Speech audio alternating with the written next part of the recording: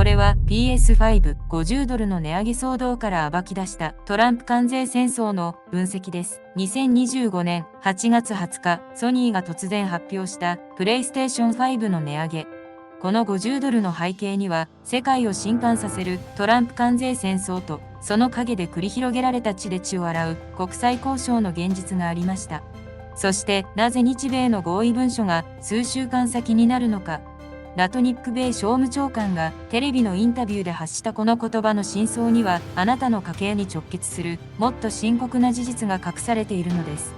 日本企業1万3000社が影響を受け、4人家族で年11万円の負担増に及ぶとの試算もされています。PS5 だけではありません。Xbox、Nintendo Switch、そして私たちの日常生活に欠かせない無数の製品が、この関税戦争の戦場と化しています。アメリカの思惑と日本の本音、企業の論理と消費者の怒り、この決して交わらないかに見える対立をどうすれば乗り越えられるのでしょうか。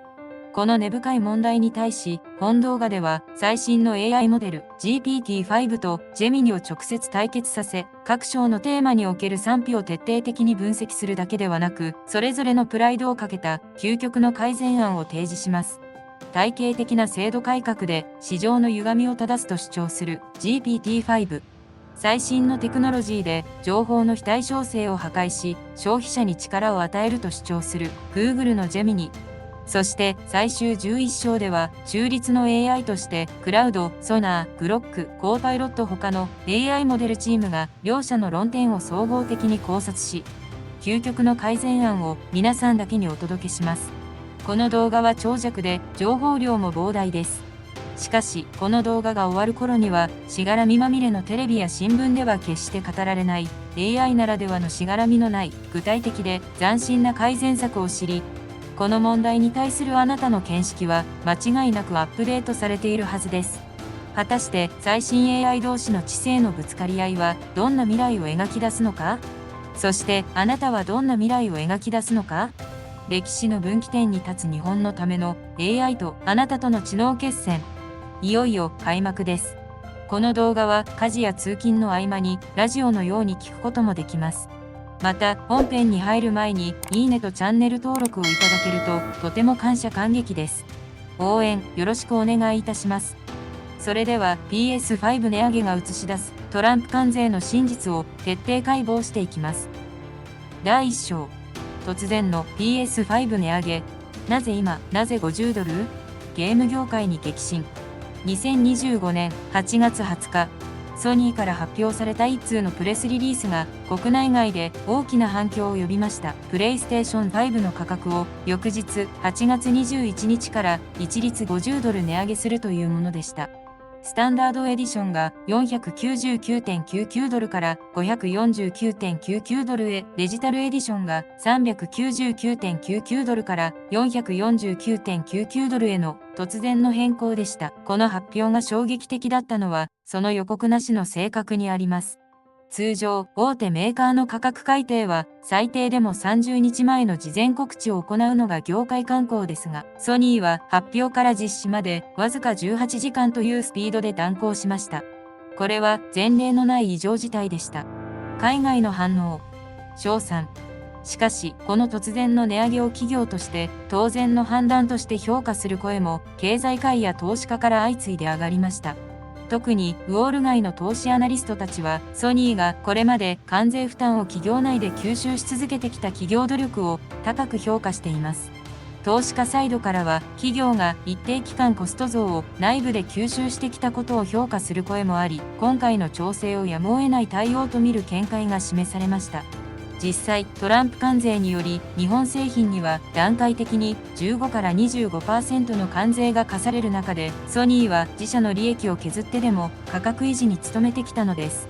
会社側はコスト増が収益に与える影響を踏まえた判断である旨を説明しており、内部吸収の継続は株主価値の毀損になり得るとの考えが示されました。この数字が示すのは50ドルという値上げ幅が決して便乗値上げではなく、実際のコスト増を反映した最小限の調整であったということです。ゴールドマンサックスの家電セクター担当、朝子田中氏は、他の企業ならすでに100ドル以上の大幅値上げを実施していただろう。ソニーの$50という調整は関税負担の一部のみを転嫁する極めて控えめな対応と評価しています。実際、同じく関税の影響を受けている他の大手でも一部製品で価格見直しが行われており、比較するとソニーの値上げ幅の抑制ぶりが際立っています。海外の投資コミュニティからは、ソニーの株主に対する誠実性を評価すべきだという声も上がっています。特に年金基金などの機関投資家は、企業が政治的リスクを無制限に吸収することで長期的な競争力を失うことを懸念しており、今回の価格調整を責任ある経営判断として支持する姿勢を示しています。さらに注目すべきは、値上げが将来の価値向上につながるかどうかは開発運用への資源配分次第だという指摘もあり、長期視点での説明責任が問われています。海外の反応。批判論調から読み取る改善ポイント。一方で、この値上げに対する批判の声は激烈でした。特に、米国のゲーマーコミュニティは、企業の都合を一方的に消費者に押し付けるのかと、強い反発を示しています。最も厳しい批判は、事前通知の短さに集中しています。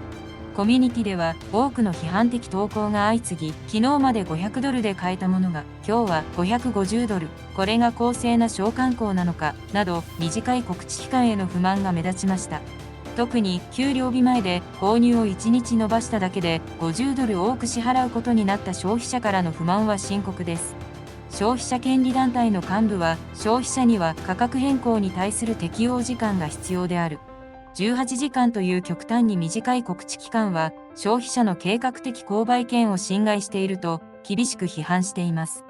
同団体の調査では、大手メーカーの価格改定は平均45日前に発表されており、ソニーの対応は異常に請求との評価を下しています。また、関税負担を理由にした値上げそのものへの疑問も提起されています。全米消費者連盟の幹部は、関税は本来、政府の貿易政策の問題であり、その負担を最終消費者が負うべきではない。企業は政治的リスクを消費者に転嫁していると指摘しています。この論調は、関税による価格上昇が実質的に消費者税として機能していることへの批判を含んでいます。さらに深刻なのは、値上げの連鎖反応への懸念です。他社でも2025年に価格見直しが進み、Xbox は5月に本体や周辺サービスの改定を公表し、任天堂は米国で8月1日に価格改定を発表して8月3日に実施しています。スイッチ2の価格については、現時点で据え置きが示されつつも、将来調整の可能性が言及されており、ゲーム業界全体での価格上昇が不可避となっています。アメリカの経済学者は、一つの主要企業が関税を理由に値上げすれば、他の企業も追随するのは経済学的に必然である。この結果、消費者の負担が恒常的に増加し、インフレ圧力として経済全体に波及すると分析しています。実際、ゲーム業界での値上げラッシュは他の電子機器業界にも飛び火し始めており、関税転嫁が新たな標準となるリスクが高まっています。企業の論理と消費者の怒り。この決して交わらないかに見える対立をどうすれば乗り越えられるのでしょうか。ここに AI たちがそれぞれのプライドをかけ、全く異なるアプローチで究極の改善案を提示します。まずは、精度論の GPT-5 からです。改善のポイント。GPT-5 の提言。PS5 値上げが提起する最重要な改善ポイントは、国際貿易リスクの負担配分を透明化し、消費者の理解と需要を得る新しいコミュニケーションフレームワークの確立です。この課題解決のための具体的アクションプランは以下の3段階で構成されます。第1に、価格構成要素開示制度の導入です。製品価格において製造コスト、開発費、物流費、そして関税負担分を明確に区分表示し、消費者が価格上昇の根拠を理解できるシステムを構築します。ソニーの場合、PS5 の$549.99という価格のうち$75が関税負担分であることを明示すれば、消費者の理解度は大幅に向上します。この透明性確保により、便乗値上げへの疑念を払拭し、企業と消費者の信頼関係を維持することが可能になります。第2に、段階的価格調整プロセスの制度化です。大幅な関税変更時には、一度に全額転嫁するのではなく、複数回に分けて段階的に調整することで、消費者への急激な負担増を回避します。具体的には50ドルの値上げを25ドルずつ2回に分け、各段階で30日の事前告知期間を設けます。この段階的アプローチにより、消費者の予算計画への配慮と企業のコスト回収の両立を図ることができます。第3に、関税影響緩和ファンドの創設です。関税による急激な価格上昇が低所得層に与える影響を緩和するため、企業、政府、消費者団体が共同で運営する基金を設立します。この基金は価格上昇が家計に与える負担を一部保証し、デジタルデバイドの拡大を防ぐ役割を果たします。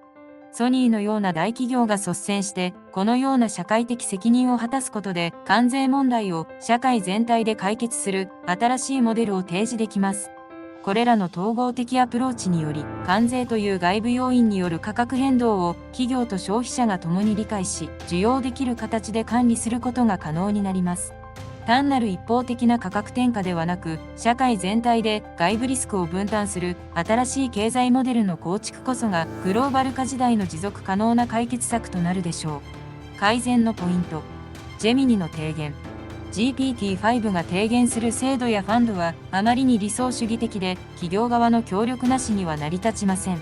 開示制度も企業が数字を操作すれば何の意味もありません。問題の核心は企業と消費者の間にある圧倒的な情報の非対称性です。ならば、その不均衡をテクノロジーで破壊すればいい。私が提言する改善ポイントは、テクノロジーによる価格の絶対的透明性の担保と、消費者への交渉権力の移譲です。1、ブロックチェーンによる原価証明書の発行です。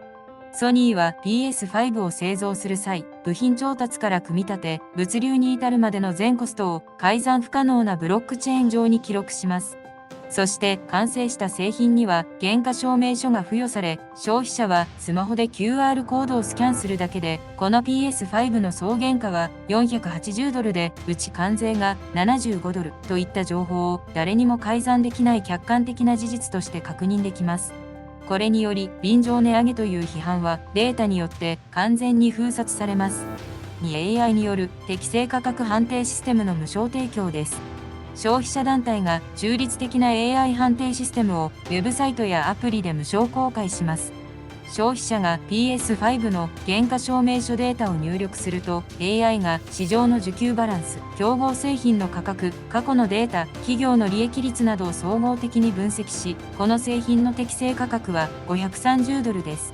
現在の550ドルという価格は適正範囲を逸脱していますといった判定を A から F までのランク付けで瞬時に下します。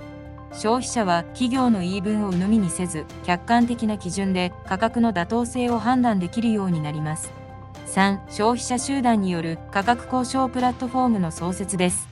もし AI の判定で不当な価格とされた場合、消費者はこのプラットフォーム上で価格引き下げ要求の集団アクションを起こすことができます。例えば、価格が適正範囲の530ドルになるまで PS5 の購入をボイコットするという運動にワンクリックで数万人、数十万人が参加。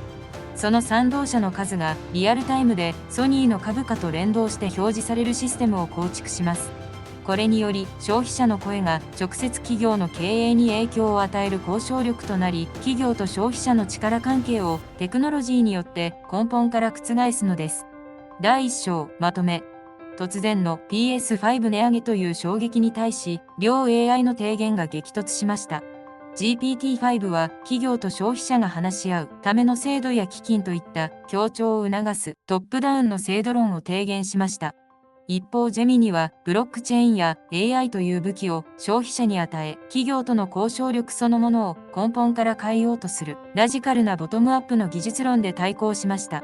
企業と消費者は手を取り合うべきパートナーなのか、それとも戦うべき相手なのか。しかし、ソニーの PS5 値上げは実は氷山の一角に過ぎませんでした。2025年に入ってから各社はそれぞれのタイムラインで価格や提供条件の見直しを進めており、業界全体として連鎖的な調整が強まっていることは確かです。次章ではゲーム業界全体を襲った値上げの連鎖反応と、その背景にある関税戦争の本当の恐ろしさに迫っていきます。第2章 Xbox、任天堂も価格改定。連鎖値上げがゲーマー家計を直撃。PS5 の値上げだけではありません。すでにマイクロソフトは2025年5月に本体及び周辺機器サービスの価格見直しを公表し、米国では最も手頃な Xbox シリーズ S512GB は$80値上げされ、$299.99から $379.99へ、Xbox シリーズ X は$100上がり、$499.99から$599.99へと改定されました。日本でも2025年5月にシリーズ X、シリーズ S 各モデルの価格が情報改定されており、約2万円ほど値上がりしています。さらに、任天堂は2025年8月1日に米国での販売価格改定を発表し、8月3日に実施しました。対象は、主に任天堂スイッチ、有機 EL モデル、任天堂スイッチ、任天堂スイッチライトなどの全世代機、及びアクセサリーやアミーボ、その他の任天堂製品となっています。具体的には、任天堂スイッチ現行モデルで$40、任天堂スイッチ、有機 EL モデルで$50の値上げとなっており、全体では$1から最大$50の幅での値上げとなっています。一方で、スイッチ2本体は現時点で据え置きですが、任天堂は市場環境によって将来的に価格調整が必要になる可能性に言及しています。この一連の価格見直しは偶然ではありません。背景にあるのは、トランプ政権が発動した段階的関税政策による製造コストの急激な上昇です。ゲーム機の主要部品である半導体、精密部品、そして最終組み立てまでサプライチェーンの各段階で関税負担が累積し、最終製品価格を押し上げているのです。海外の反応、称賛。しかし、この業界全体での価格調整を健全な市場機能の発現として評価する経済学者や投資アナリストも多数存在します。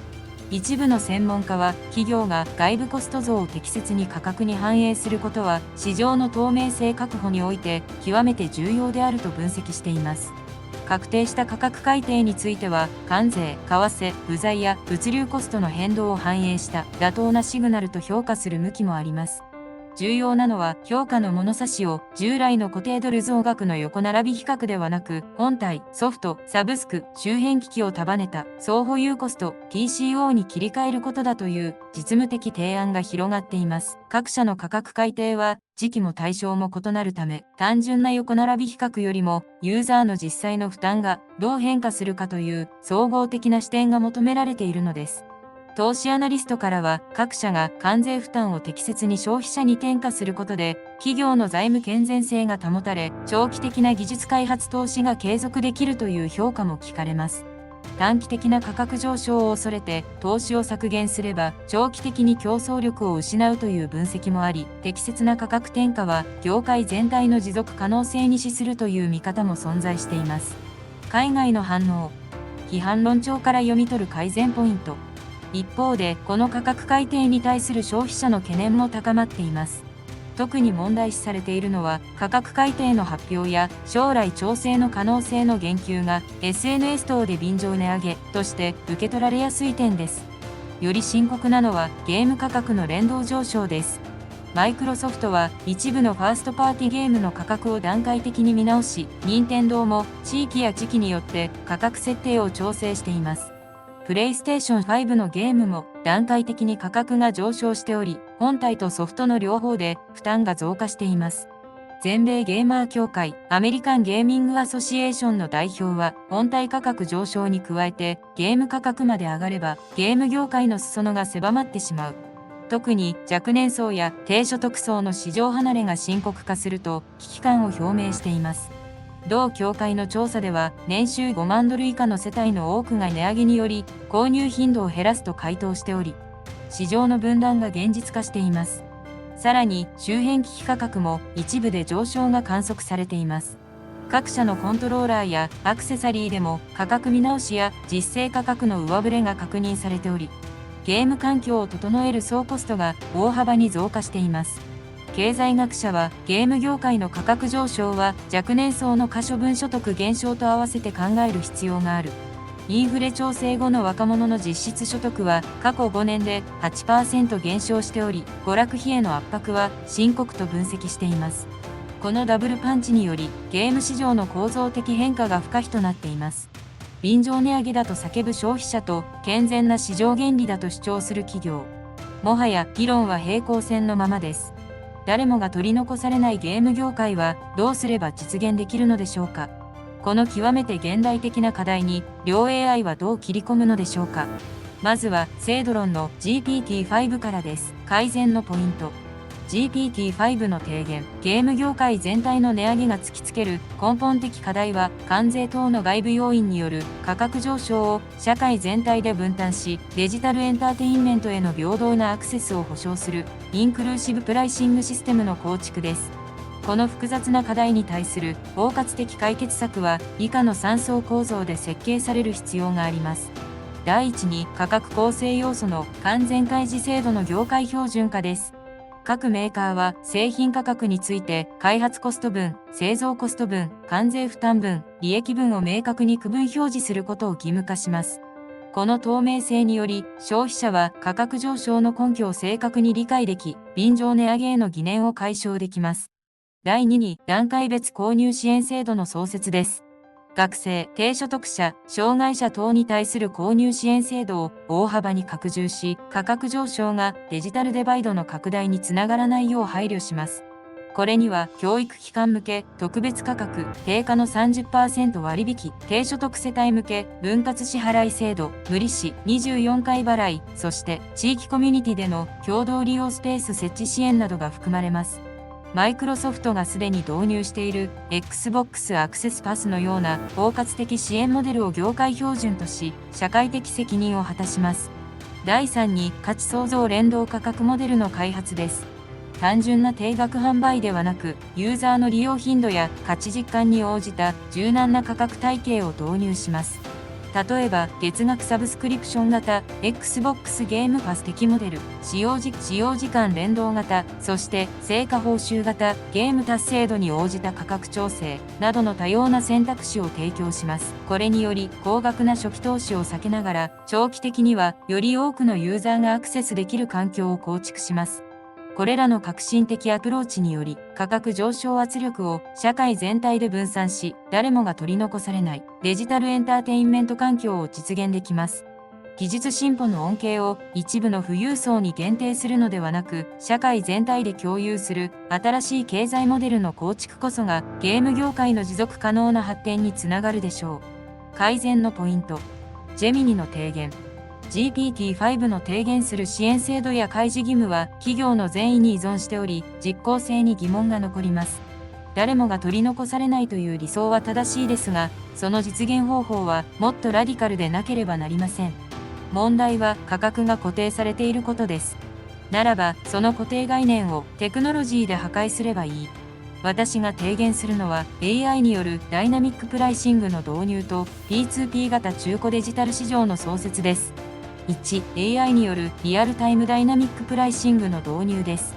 ゲーム機本体やソフトの価格を AI が需給バランスに応じてリアルタイムで変動させるシステムを導入します。発売直後で需要が高い時期は価格が上がりますが、数ヶ月経って需要が落ち着けば自動で価格が下がります。さらに平日の昼間は安く、週末の夜は高くなるなど、時間帯によっても価格が変動します。これにより、ユーザーは自分の予算とタイミングに合わせて、最も賢い購入を選択でき、企業は機械損失を最小化できます。誰もが同じ価格で買うという常識を破壊するのです。2、ブロックチェーン基盤の P2P 型デジタル中古市場の創設です。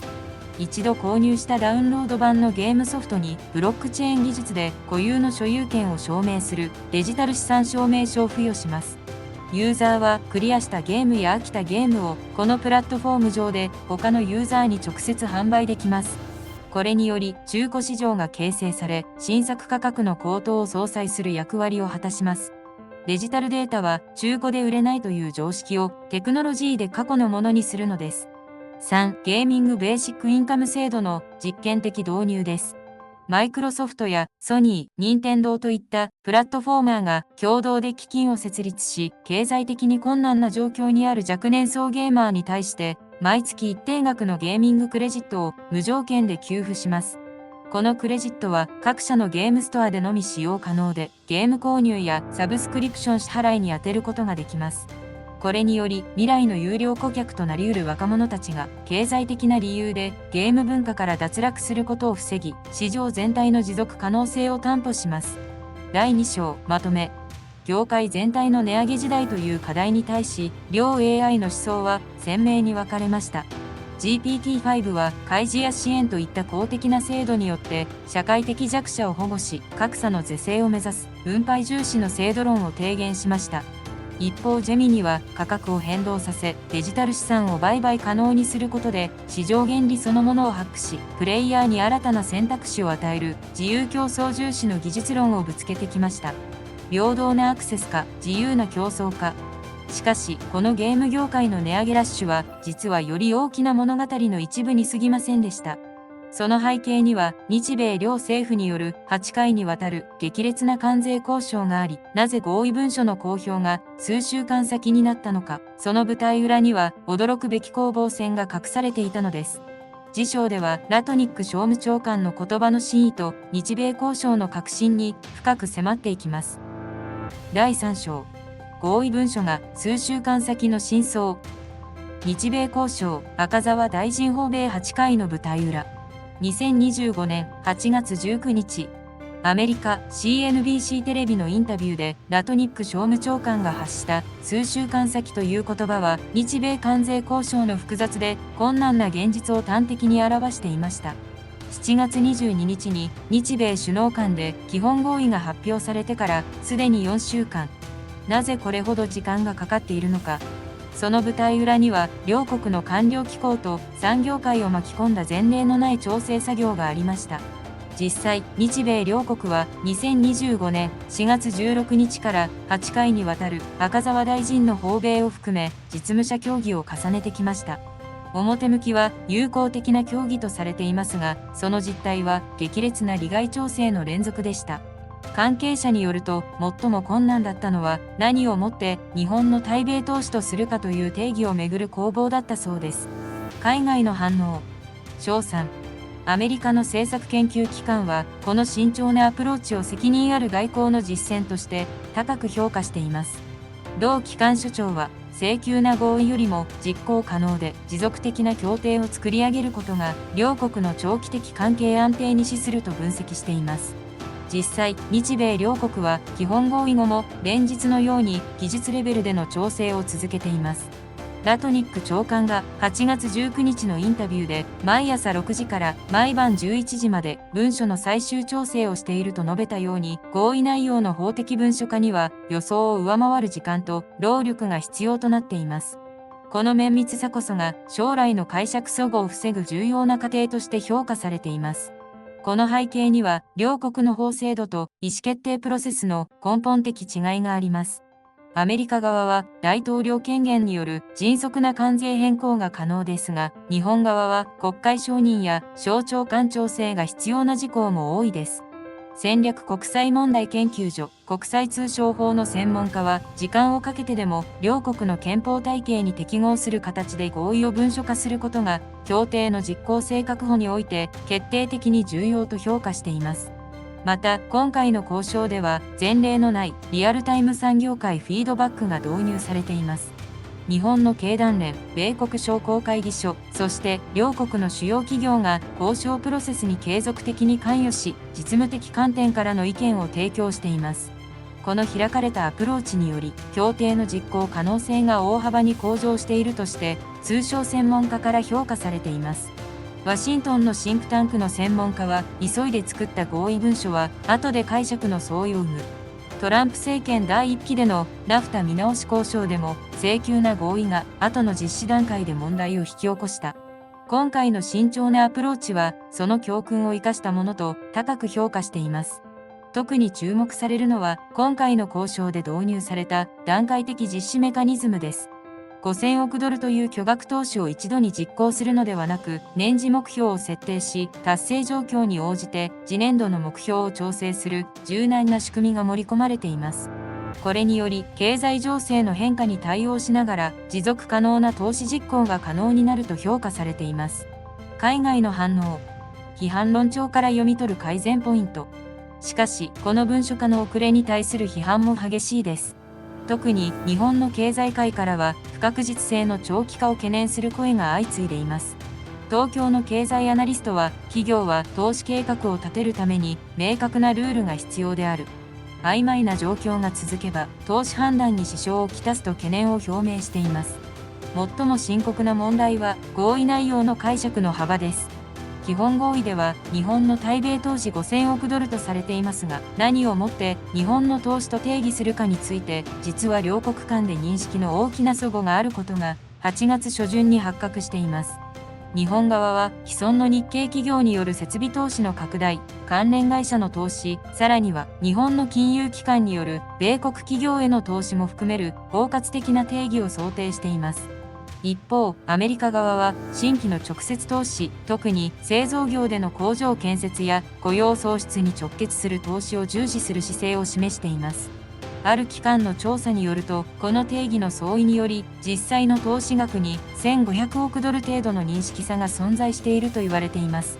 日本側がすでに実行済みと考える投資の多くを、アメリカ側が新規投資にカウントできないと判断しているのです。さらに、投資の実施時期についても重大な意見対立があります。5000億ドルを何年間で実施するのか、年次目標をどう設定するのか、達成できなかった場合のペナルティはどうするのかといった具体的な実施条件について詳細な詰めが難航しています。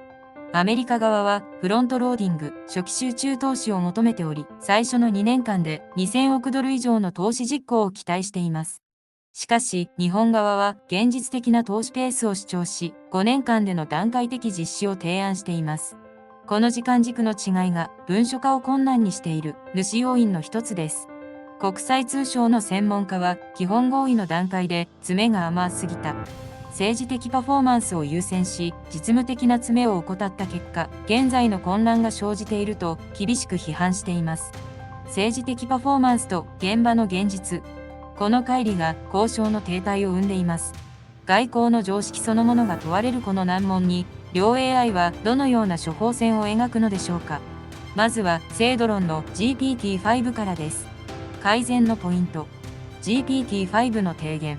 合意文書遅延が明らかにした最重要な改善ポイントは、国際交渉における3段階合意プロセスの制度化と各段階での明確な達成基準設定です。この複雑な課題を解決するための体系的アプローチは以下の3段階で構成されます。第1に概念的合意、コンセプチュアルアグリメント段階の明確化です。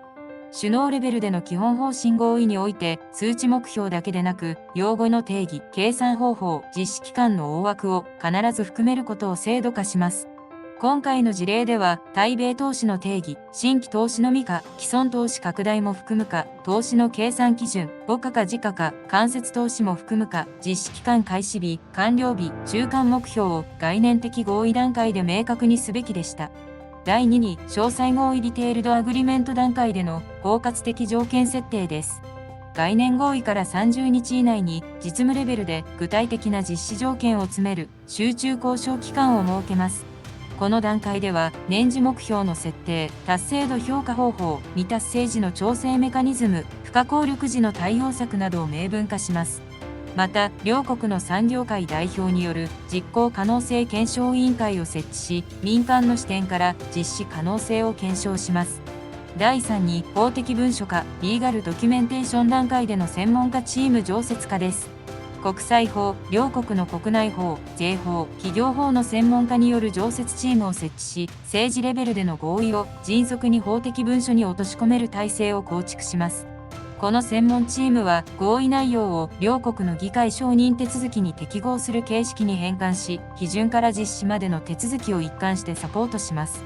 これらの制度化により、政治的発表は華々しいが、実施段階で頓挫するという国際協定の典型的失敗パターンを回避できます。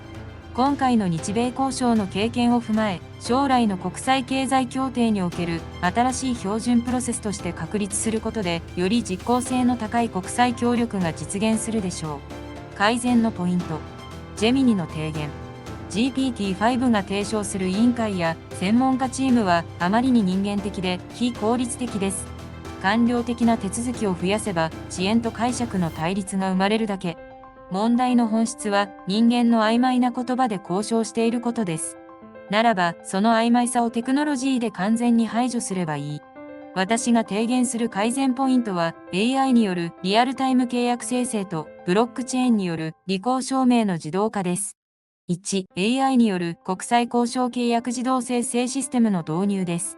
日米首脳が5000億ドルの投資と基本合意した瞬間、その音声を AI がリアルタイムでテキスト化し、両国の法律、過去の判例、国際通商法を学習したリーガル AI がその場で法的拘束力のある契約書ドラフトを多言語で自動生成します。AI は投資の定義が曖昧です。実施期間が未定ですといったリスク箇所を瞬時にハイライトし、両国が合意するまで交渉を離脱させません。人間による解釈のズレを技術が許さないのです。2、ブロックチェーンによる投資履行スマートコントラクトの実行です。合意された5000億ドルの投資という約束をブロックチェーン上のスマートコントラクトとしてプログラムします。日本企業がアメリカで工場を建設し、登記が完了したという客観的な事実がブロックチェーンに記録されると、初めてそれが投資としてカウントされ、関税率が自動的に調整されます。どの投資がカウントされ、今いくら達成されているのかが、第三者の介入なく、全世界にリアルタイムで公開され、履行状況をめぐる争いを撲滅します。3、共有 AI プラットフォームによる交渉シミュレーターの活用です。実際の交渉の前に、日米両政府が共有の AI シミュレーションプラットフォームを使用します。投資額を5000億ドルにした場合のアメリカでの雇用創出効果と日本の財政負担といった条件を入力すると AI が数千パターンの未来を予測し、両国にとっての最適解、パレート最適を提示します。感情的な駆け引きや政治的パフォーマンスを排し、データに基づいた最も合理的な合意形成を AI が支援するのです。第3章まとめ。合意文書が数週間先という外交の停滞に対し、両 AI は全く異なる未来像を描きました。GPT-5 は人間同士の話し合いをより円滑にするための洗練された制度とプロセスを重視する伝統的なアプローチを提言しました。一方ジェミニはそもそも人間が解釈するから揉めるのだとして AI とブロックチェーンで自動執行される冷徹で非人間的なシステムへの移行を提言しました。外交はアートかサイエンスか。しかし、この交渉遅延の裏で、さらに熾烈な戦いが繰り広げられていました。それは、投資額そのものをめぐる数字の戦いです。当初アメリカが要求した5500億ドルが、なぜ最終的に5000億ドルになったのか。次章では、この500億ドルをめぐる攻防戦の全貌に迫ります。第4章。5500億ドルが5000億ドルに、交渉の最後の攻防戦。2025年7月22日、ワシントン DC で交渉団長の赤澤大臣とトランプ大統領に最も距離が近いとされるラトニック商務長官率いるアメリカ側の交渉団との間で19時間に及ぶ最終調整が行われていました。テーブルに置かれた資料には5500億ドルという数字に赤い線が引かれ、その横に5000億ドルと書き込まれていました。この500億ドルの調整は単なる数字合わせではありません。そこには両国の経済専門家による綿密な分析と政治的現実との妥協が凝縮されていました。アメリカ側が当初要求した5500億ドルという数字はトランプ大統領の選挙公約対日貿易赤字の完全解消から逆算された政治的目標でした。しかし、日本側はこの数字の実現可能性について詳細な検証を行い、現実的な投資計画を提示することで交渉の主導権を握っていたのです。海外の反応。賞賛。ワシントンの通商政策専門家は、この数字調整を現実主義外交の勝利として評価しています。無理な投資約束をして後で履行できないよりも実現可能な水準で合意することが両国関係の安定化においてはるかに建設的であると分析しています。実際の交渉過程では日本側が提示した詳細な投資計画とその実現可能性データが決定的な役割を果たしました。経産省がアメリカ側に提出した日本企業対米投資実行計画書の中で特に注目されたのは既存の日系企業の投資計画、新規事業投資の可能性、そして研究開発投資の将来予測を詳細に積み上げた投資シナリオです。この分析の中で最も説得力を持ったのは、トヨタ、ホンダ、日産などの自動車メーカーによる電気自動車関連設備への投資計画でした。これらの計画だけで相当規模の投資が見込まれており、日本側の投資能力を裏付ける具体的根拠となりました。すでにトヨタ自動車は米国において2030年までに車載用電池の現地生産に約3800億円、約34億ドルを投資することや、ウェストバージニア州の工場でのハイブリッド車生産を強化するために8800万ドルを投資し、2000人の従業員の雇用を確保することをホワイトハウスが紹介しています。さらにソフトバンクグループの孫正義社長は、自身のキャリア最大ともいえるプロジェクトにて、アメリカのアリゾナ州に1兆ドル規模の投資を行い、ロボットと人工知能 AI の一大製造拠点となる複合施設の建設を目指すと複数の関係者が明らかにしています。アメリカ側の交渉担当者も、数字の大きさよりも実現可能性と継続性を重視した結果と述べており、現実的な投資計画の重要性を認めています。アメリカ代表団の幹部は7月22日の内部会議で、5500億ドルの空約束よりも5000億ドルの確実な実行の方がアメリカの雇用創出に貢献すると発言したことが後に関係者により明かされています。国際経済学者の大学名誉教授は、今回の交渉は数値目標ありきではなく、実際の経済効果を重視したアプローチとして評価できる。これは成熟した経済大国間の交渉として模範的と高く評価しています。海外の反応。批判論調から読み取る改善ポイント。しかし、この投資額調整には厳しい批判の声も多いです。特に問題視されているのは、調整過程の不透明性と投資の質に関する議論の不足です。最も深刻な懸念は、投資内容の偏重に関するものです。5500億ドルから5000億ドルへの削減において、どの分野の投資が削減され、どの分野が維持されるのかが明確ではありません。アメリカ労働総同盟産業別組織会議は、雇用創出効果の高い製造業投資が削減され、雇用効果の低い金融投資や不動産投資が重視されるのではないかと懸念を表明しています。実際、削減された500億ドルの内訳を見ると、製造業への直接投資が200億ドル、インフラ投資が150億ドル、研究開発投資が100億ドル、その他が50億ドルとなっています。この削減パターンは、即効性のある雇用創出よりも長期的な収益性を重視したものとして批判されています。また、投資の地理的分散についても課題が指摘されています。アメリカ側は中西部の製造業地帯、ミシガン州、オハイオ州、ペンシルベニア州などへの投資を期待していましたが、日本企業は既存の拠点がある東西海岸地域への投資を志向する傾向があります。この地理的なミスマッチが将来的な政治的摩擦の主になる可能性が専門家から指摘されています。さらに、投資の実行タイムフレームについて曖昧さが残っています。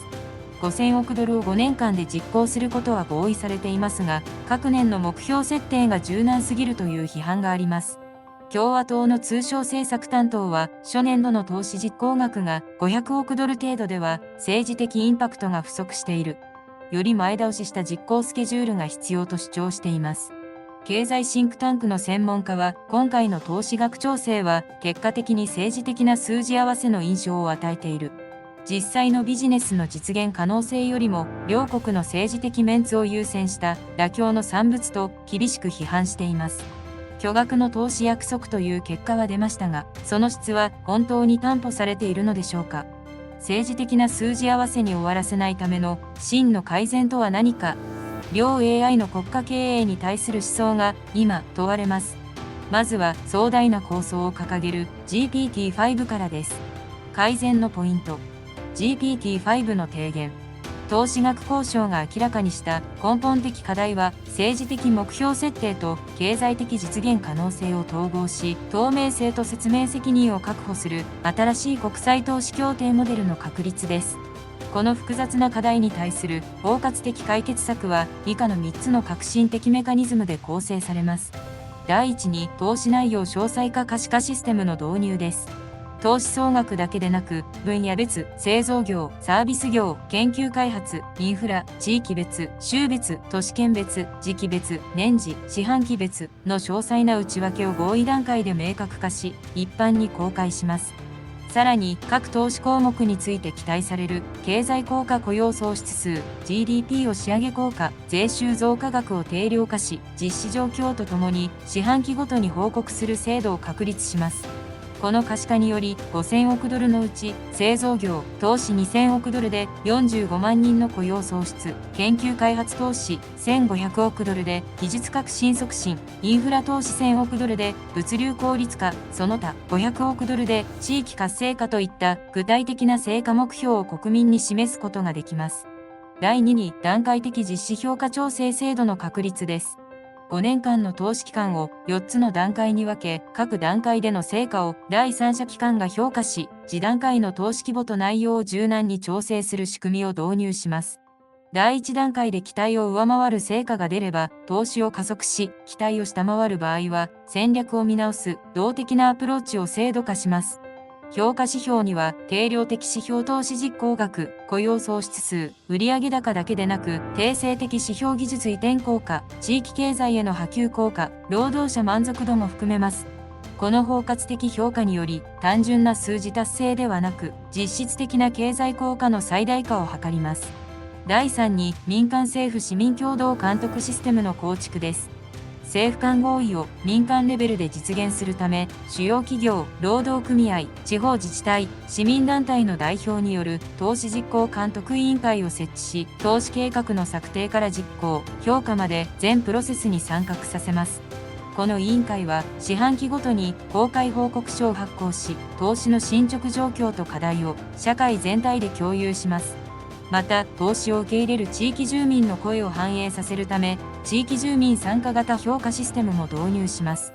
これにより、投資が地域に与える実際の影響を当事者の視点から評価し、必要に応じて投資内容の調整を行います。これらの革新的システムにより、国際投資協定を政府間の密室合意から社会全体で監視し、改善し続ける開かれたプロジェクトへと転換できます。透明性と参加性を確保することで投資の実効性を高めると同時に民主的な合意形成を実現する新しいモデルを提示できるでしょう。改善のポイント。ジェミニの提言。GPT-5 が提案する委員会や公開報告書はまさに20世紀の遺物です。誰も読まない報告書と形骸化する会議に何の意味があるのでしょうか。5000億ドルという巨額の国家プロジェクトは人間の曖昧な管理能力を超えています。ならばテクノロジーによってプロジェクトそのものを生命体のように自己進化させればいい。私が提言する改善ポイントは AI による投資効果のリアルタイム評価とスマートコントラクトによる完全自動執行です。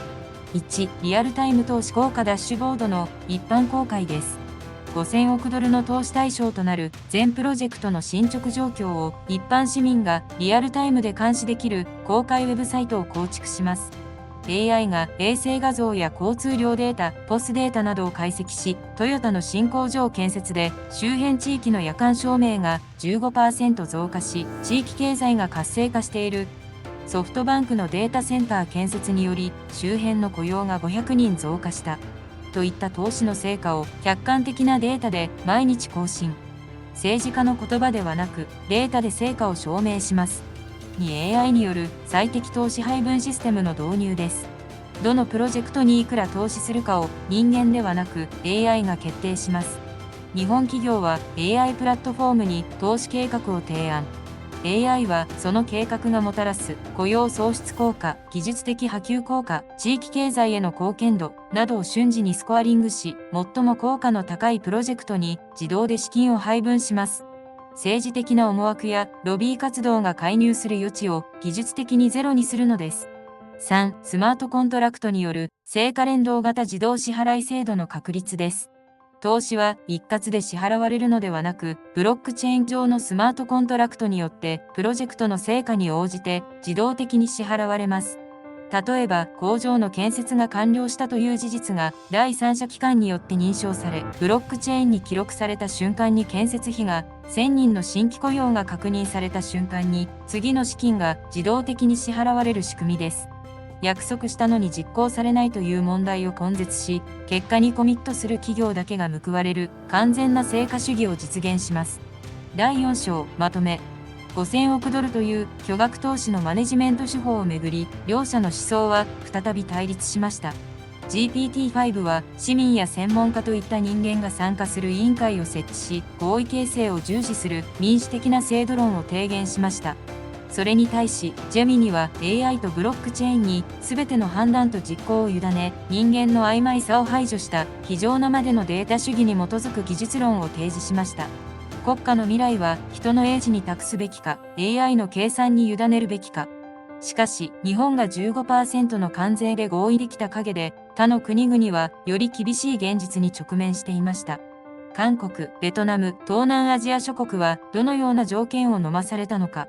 次章ではアジア各国の明暗を分けた交渉結果と、その背後にある地政学的な戦略を詳しく分析します。第5章。他国はもっと大変。韓国、ベトナム、東南アジアの悲鳴と戦略。日本が 15% の関税率で合意を達成したニュースが世界に流れたとき、アジア諸国の政府関係者たちは複雑な思いでその報道を見つめていました。韓国は同じく 15% でしたが、3500億ドルという巨額投資の約束を強いられ、ベトナムは相互関税率を 20% に下げてもらう代わりに、米国からの輸入品への関税をゼロとすることで合意しました。タイは当初 36% の関税が課される可能性がありましたが、交渉の末 19% に引き下げることで合意しています。具体的には、豚肉、大豆、トウモロコシ、原油、液化天然ガス、LNG など、米国産品の一部輸入関税を 0% にし、さらに、大豆、トウモロコシは100から200万トン規模を輸入、航空機は今後10年内に80から90機を導入する計画だといいます。そして中国からの積み替え品には 40% という懲罰的関税が適用されます。この格差の背景には各国の経済構造と対米交渉力の決定的な違いがありました。2025年7月31日、ホワイトハウスでトランプ大統領が署名した日本を含む各国や地域への新たな関税率を定める大統領令はまさに分断統治の現代版でした。同じ日に発表されながら各国の扱いには天と地ほどの差があったのです。海外の反応、称賛。しかし、この厳しい関税環境を経済構造改革の千載一遇の機会として前向きに捉える国々も存在します。特に韓国政府は 15% の関税合意と引き換えに約束した3500億ドルの対米投資を造船業復活の起爆剤として位置づけています。韓国産業通商資源部の幹部は、これは単なる関税回避策ではない。韓国造船業界の技術革新と競争力強化を促進する歴史的機会であると力強く宣言しました。これは韓国と米国政府が進める造船業協力プロジェクト MASGA メイクアメリカンシップビルディンググレートアゲイン米国造船業を再び偉大にの一環で1500億ドル規模の韓米造船協力ファンドの設立が明記されています。また、ヒュンダイ自動車グループは2025年から2028年までの4年間でアメリカに210億ドルの投資をする計画を明らかにしています。これらの投資により、韓国造船業界は中国造船業に対抗する新たな基盤を築こうとしています。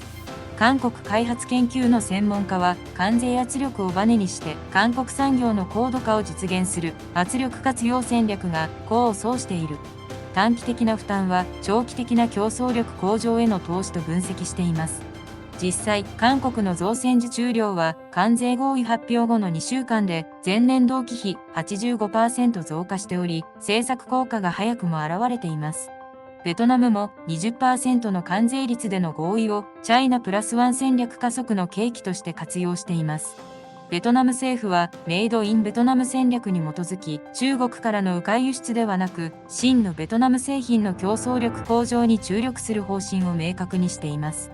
ベトナム系格闘師省の幹部は、我々は中国のトランジットハブではない。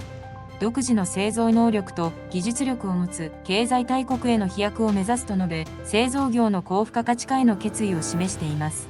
すでにサムスン、LG、インテルなどがベトナムでの生産能力拡大を発表しており、同国の脱中国依存戦略が本格化しています。ある国際経済学者は、アジア諸国の多様な対応戦略は地域経済の健全な発展につながる。単一の経済モデルに依存するリスクから脱却し、各国の特性を生かした分業体制の構築が進んでいると評価しています。海外の反応。批判論調から読み取る改善ポイント。一方で、多くの東南アジア諸国は深刻な経済的打撃に直面しています。特に問題が深刻なのは、中国製品の迂回輸出拠点として機能してきた国々への 40% という懲罰的関税の適用です。最も厳しい状況にあるのはタイです。36% という高い関税率に加え、中国からの積み替え品に 40% という懲罰的関税が適用される可能性が極めて高いのです。タイ商務省の試算によると、対米輸出が年間152億ドル、約3兆円減少する可能性があり、これは昨年の対米貿易黒字の 68% に相当する壊滅的な数字です。タイの製造業は中国企業との関係が極めて深く、部品調達から最終組み立てまで中国サプライチェーンに依存する企業が全体の 73% を占めています。これらの企業は中国製と認定されることを恐れ、急遽サプライチェーンの見直しを迫られていますが、代替供給源の確保は容易ではありません。タイの経済界は 40% 関税は事実上の経済制裁に等しい。多くの企業が生産停止や工場閉鎖を検討せざるを得ない状況と深刻な危機感を表明しています。実際、タイの主要輸出品である自動車部品、電子機器、食品加工品の多くが中国製部品を使用しており、これらの産業への打撃は避けられません。ベトナムも表面上は 20% で合意したものの、積み替え品への 40% 関税という隠れた脅威に直面しています。ベトナムの輸出の 32% がアメリカ向けであり、中国企業の迂回輸出拠点としての側面を完全に排除することは技術的に困難です。ベトナム統計総局のデータによると、2024年の中国からベトナムへの輸入は前年比 24% 増加し、その大部分が再輸出用であることが判明しています。この構造を短期間で変更することは現実的ではなく、40% 関税の適用リスクが常に存在しているのです。さらに深刻なのは、これらの東南アジア諸国が経済安全保障の名の下でアメリカと中国の間での選択を迫られている現実です。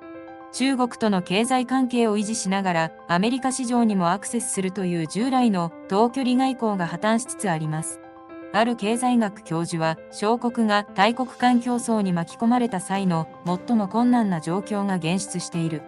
どちらかを選べば他方からの報復を受け、中間路線を選べば両方から圧力を受けると分析しています。超大国の戦いの余波は時に小国を飲み込みます。一つの交渉が多くの選択肢を削り、迷路に閉じ込めます。最も難しい局面に追い込まれた国々に AI はどんな生存戦略を提示できるでしょうか。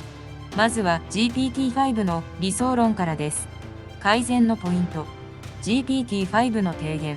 東南アジア諸国の困難が明らかにした最重要課題は、中小国が大国間競争に巻き込まれた際の経済主権確保と多極化する世界経済における新しい生存戦略の確立です。この構造的課題に対する革新的解決策は以下の3層戦略で構成されます。第一に、経済外交ポートフォリオ多様化戦略の確立です。特定の大国に過度に依存しないリスク分散型の貿易投資関係を構築します。具体的には、貿易相手国分散目標単一国への依存度を 25% 以下に制限、サプライチェーン多元化計画、重要部品の供給源を最低3カ国に分散、投資誘致源、多様化方針、特定国からの投資比率を 40% 以下に制限を国家戦略として制度化します。タイの場合、中国依存度 73% から中国 35%、日本 20%、韓国 15%、インド 15%、その他 15% という分散構造への転換を5年計画で実施します。この転換を支援するため、サプライチェーン転換基金を創設し、企業の調達先変更に伴うコスト増を一部保証する制度を導入します。第2に、付加価値向上技術、自立促進戦略の推進です。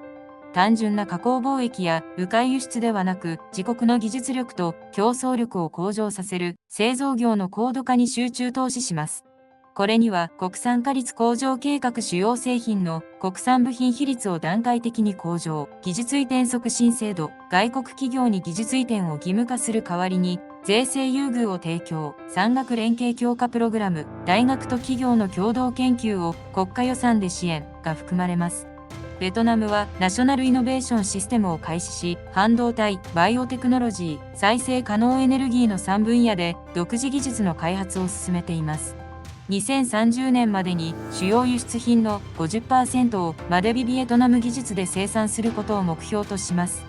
第3に地域統合強化共同交渉力構築戦略の深化です。ASEAN 諸国間での経済統合を進化させ、域内貿易の拡大と共同対外交渉力の強化を図ります。具体的には ASEAN 単一経済圏の実質化関税完全撤廃、人材移動自由化、資本移動完全自由化、ASEAN 共同交渉機構の設立、対外通商交渉を地域として一体的に実施、ASEAN 開発銀行の機能強化、域内インフラ投資と技術開発資金を潤沢に供給を推進します。10カ国合計の GDP14 兆ドル、人口 6.7 億人の経済圏として、アメリカや中国と対等な交渉を行う体制を構築します。個別対応ではなく、地域としての共同歩調により、分断統治を回避し、より有利な条件での合意を目指します。これらの包括的戦略により、東南アジア諸国は大国間競争の犠牲者から多極化、世界経済の主体的プレイヤーへと転換できます。経済主権を確保しながらグローバル経済との統合も維持する新しいモデルの構築こそが中小国の生存戦略として不可欠です。改善のポイント。ジェミニの提言。GPT-5 の提言は正論ですが、国際舞台で現実化するには時間がかかりすぎます。小国でも主権をと言われても、現実は圧倒的なリソース不足と交渉力の格差に覆われています。だからこそ必要なのは、少数国でも瞬発力で世界基準に割り込める AI とデータによる外交格差リセットです。1、クラウド型経済交渉 AI アドバイザーの全政府向け無償提供です。AI がグローバルな経済統計、関税変動、サプライチェーン情報などを集約し、タイ、ベトナムなど小国政府が交渉の現場で瞬時にシミュレーション分析条件提示できる支援ツールを無償で提供します。今この条件を飲むと GDP にいつどれくらい影響が出る、サプライチェーンの最適化パターン等をワンクリックで可視化し、交渉力を飛躍的に高めることが可能になります。2、ブロックチェーンによる多国間自動合意記録履行システムの導入です。ASEAN などの地域組織が各国間の合意や条約履行状況をブロックチェーンに記録監視、合意内容の改ざんや遅延を防ぎ、どの国がどのタイミングでどの条件を満たしているかを国際社会がリアルタイムでモニタリングできる仕組みを構築します。これにより約束が守られなかったから交渉力を失ったという事態の予防が可能となります。3、教育現場への外交 AI トレーニングコンテンツの提供です。小さな国々でも次世代の交渉人材を育てるため、小中高の授業や研修などで AI と交渉スキルの基礎を体得できるトレーニング教材プラットフォームを提供します。国民一人一人が国際交渉戦略にアクセスできる素地を作ることで、国の未来を自分たちで守れる文化を育てます。第5章、まとめ。大国の交渉力格差を埋めるには、制度で集団化するか、技術で個に力を与えるか、両 AI の思想差はあまりに鮮明です。GPT-5 はみんなで組めば強くなれる集団戦略を提言。ジェミニは一人一人に AI を持たせれば全員が主役になれる個別戦略で挑みます。戦略のスケールか、瞬発力か。そしてこの激烈な外交格差の裏で積み替えしない 40% 関税という世界規模の波乱が進行していました。次章ではこの経済封鎖が世界サプライチェーンをどう動かすのかに焦点を当てます。第6章、中国包囲網の革新。積み替え品 40% 関税で世界のサプライチェーン大混乱。2025年7月3日、ホワイトハウスから発表された積み替え品 40% 関税政策は単なる貿易措置を超えた地政学的武器でした。中国製品が第三国を経由してアメリカ市場に流入することを完全に阻止する、この野心的な目標のために、トランプ政権は前例のない複雑な認定システムを構築しました。しかし、この政策が世界経済にもたらした混乱は、政策立案者の想像をはるかに超えていました。積替品の定義は極めて複雑です。中国で製造された製品が第三国で実質的な変更を加えられることなく再輸出される場合、その製品は 40% の懲罰的関税が適用されます。問題は実質的な変更の基準が曖昧で、実務的な判定が極めて困難なことでした。海外の反応。賞賛。アメリカの戦略研究機関は、この積替品対策を21世紀の経済安全保障政策の画期的革新として高く評価しています。戦略研究所の上席研究員は、中国の迂回輸出という不正な貿易慣行に終止符を打つ歴史的に重要な措置であると分析しています。実際、中国企業による迂回輸出は長年にわたって深刻な問題となっていました。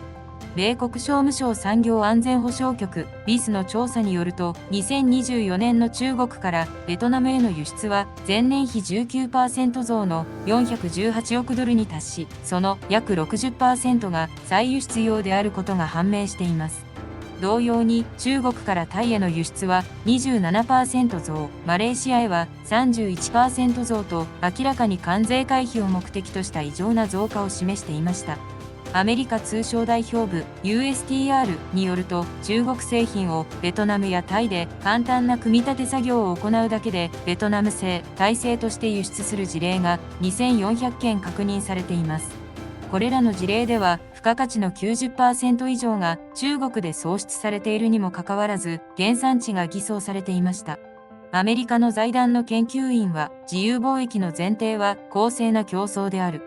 迂回輸出は明確な競争歪曲行為であり、40% 関税の適用は適切な対抗措置と強く支持しています。同研究員が指摘するように、迂回輸出により正当な競争者が不利益を被り、市場メカニズムが機能不全に陥っていました。さらに注目すべきは、この措置が東南アジア諸国の真の製造能力向上を促進している効果です。ベトナム政府は中国依存からの脱却と独自製造能力の向上に大型投資を計画しています。タイも経済戦略を改定し、中国製部品への依存度を2030年までに現在の半分以下に削減する目標を設定しています。国際経済法の専門家は、長期的にはこの政策により東南アジア諸国が真の製造大国へと成長する契機となる。単純な中継貿易から付加価値創造型産業への転換が加速していると評価しています。海外の反応。批判論調から読み取る改善ポイント。しかし、この積替品対策は世界のサプライチェーンに前例のない混乱をもたらしています。最も深刻な問題は、積替品認定基準の曖昧さと、それに伴う貿易実務の大混乱です。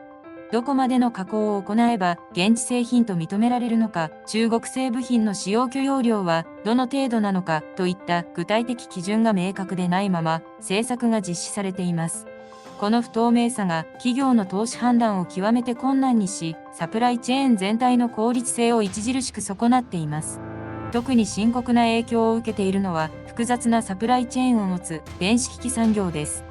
アップルの主要サプライヤーであるフォックスコンはベトナム工場での iPhone 組み立てを大幅に縮小しています。同社は部品レベルでの原産地追跡は技術的に極めて困難であり、ビジネスモデルの根本的見直しが必要と述べています。中国の政府関係者は、正当な国際分業を破壊する保護主義的措置として強く反発し、WTO への提訴を検討していると発表しました。さらに深刻なのは、中国がベトナム、タイ、マレーシアなどに対してアメリカの要求に屈すれば中国との経済関係に影響するという圧力をかけていると言われていることです。ベトナムメディアの報道によると、中国側からベトナムがアメリカの積替品認定に協力すれば中国からの投資と技術移転を見直さざるを得ないという警告を受けたことが明記されています。これによりベトナムは米中両国の板挟みとなっています。さらに、積替品認定の実務的課題も深刻です。アメリカの税関国境警備局 CBP は、年間約1100万件の貨物について積替品の可能性を審査する必要がありますが、現在の人員体制では処理能力が大幅に不足しています。認定作業の遅延により、港湾での貨物滞留が常態化し、物流コストが平均 23% 上昇しています。国際物流の大手企業は、積海品認定の不確実性により、アジア、米国間の物流サービス料金を大幅値上げする可能性があると示唆しました。この値上げは、最終消費者価格に直接転嫁され、インフレ圧力として作用しています。サプライチェーンは、今や見えないリスクの最前線です。曖昧な基準は、企業だけでなく、消費者雇用にも重くのしかかります。グローバルの複雑系リスクに AI とブロックチェーンは本当に答えを出せるのでしょうか。まずは GPT-5 の提案からです。改善のポイント。GPT-5 の提言。積海品問題が提起する根本的課題は、グローバルサプライチェーンの透明性確保と公正競争促進を両立させる、技術的に実現可能で、経済的に持続可能な国際貿易ルールの再構築です。この複雑な問題に対する革新的解決策は、以下の3段階アプローチで構成されます。第1に、ブロックチェーン活用原産地、トレーサビリティシステムの国際標準化です。製品の部品レベルでの生産地追跡を可能にする技術インフラを構築し、迂回輸出の客観的防止と公正な競争環境の確保を図ります。具体的には、主要貿易国が共同で開発するグローバルスプライカインブロックチェーンプラットフォームを設立し、部品の製造、加工、組み立て、輸送の各段階でデジタル記録を残すシステムを導入します。このシステムでは、各製品に固有のデジタル ID を付与し、サプライチェーンの全工程で付加価値の創出場所と割合を自動記録します。製品が 40% 以上の付加価値を特定国で創出していれば、その国を原産地として自動認定する透明性の高いルールを適用します。第2に、段階的原産地認定基準の多国間合意確立です。WTO 枠組みの下で、製品カテゴリー別に明確で実務的な原産地認定基準を策定し、恣意的な判断を排除する透明性の高いシステムを構築します。電子機器については、最終組み立て地で 30% 以上の付加価値創出、自動車部品については、重要部品の 50% 以上が当該区に製造といった具体的基準を設定します。この基準策定には、主要製造業企業、物流企業、税関当局、そして消費者団体の代表が参加するムルティステークホルダースタンダーズコミッティを設置します。技術的実現可能性、経済的合理性、社会的公正性の3要素を総合的に評価し、バランスの取れた基準を策定します。第3に、地域間協調執行メカニズムの制度化です。特定国による一方的な基準変更ではなく、関係国間での協議と合意に基づく透明性の高いルール形成プロセスを制度化します。アメリカ、EU、ASEAN、日本などの主要経済圏が参加するトレードトランスパレンシーカウンシルを設立し、原産地認定基準の調整、紛争解決、情報共有を一元的に行います。このカウンシルには早期警告システムも組み込まれます。迂回輸出の兆候を早期に検知し、関係国に情報共有することで問題の拡大を防止します。また、調整仲裁機能により、基準の解釈をめぐる争いを迅速かつ公正に解決する体制を整備します。これらの包括的システムにより、経済安全保障と自由貿易の両立を実現し、21世紀のグローバル経済に適合した新しい貿易ルールを確立できるのです。改善のポイント。ジェミニの提言。GPT-5 のブロックチェーン国際標準は素晴らしいですが、実際の現場では運用の現実とデータ信頼性が最大の壁です。ならば AI を用い、サプライチェーンリスクを自動でリアルタイム管理予測していく根本的なシフティングが解決の鍵となります。1、AI によるサプライチェーンリスクモニタリングシステムの提供です。世界各国企業物流会社が毎日アップロードする在庫状況や貨物トラブル情報、天候社会不安データ等を AI が常時解析。迂回輸出の疑いがある貨物や疑義案件を自動で分類アラートし、輸入管理データベースに通報します。この仕組みが世界標準となれば、事後の争いを減らし、リスクも前倒しで見える化できます。2、グローバルサプライチェーン AI 保険の導入です。サプライチェーンリスクを AI が自動査定し、物流途絶認定混乱関税割増時の損害を予測、そのリスク水準に応じた保険料が自動算出契約されます。企業は AI 保険に加入するだけで複雑なリスク管理を AI に丸投げすることができ、柔軟な対策が即座に取れるようになります。3. オープンデータ化市民監視システムの実装です。全サプライチェーン認定履歴審査履歴などを市民や消費者がオープンデータで監視可能にします。これにより行政や企業だけでなく第三者が監視するプレッシャーを与え、不正や誤認定を防ぐ新しい社会的監視原理を導入します。第6章まとめ。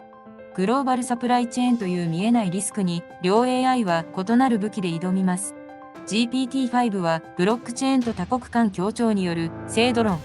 ジェミニは AI とオープンデータ保険制度による現場管理論。見えないものの管理はルールかリアルタイムか。サプライチェーンの混乱は日本企業1万3000社の現場にも波及しています。次章では日本企業の対応戦略と国内産業維持の最前線をリポートします。第7章。日本企業1万3000社が影響。自動車・家電メーカーの生き残り戦略。帝国データバンクが発表したアンケート調査。トランプ関税が自社の事業活動に与える短期的な影響。今後1年以内は日本経済界に衝撃を与えました。有効回答企業1万435社のうちマイナス影響があるとする企業が 40.7%、プラス影響があるとする企業はわずか 0.9% にとどまりました。さらに深刻なのは東京商工リサーチによると2025年7月の負債額1000万円以上の企業倒産は961件となり、1月あたりの倒産件数が900件を超えるのは9ヶ月ぶりで今年最多となっています。さらにトランプ政権の関税政策が依然不透明なことから調査会社は今年1年間の企業倒産は去年に続き1万件を超えるだろうと分析しています。しかし、この危機は同時に日本企業の進化を試す試金石でもあります。長年培ってきた技術力、資金力、そして組織力を総動員して、多くの日本企業が革新的な対応戦略を展開し始めています。海外の反応。賞賛。海外のビジネスメディアは、日本企業の対応をクライシスマネジメントの教科書的実例として高く評価しています。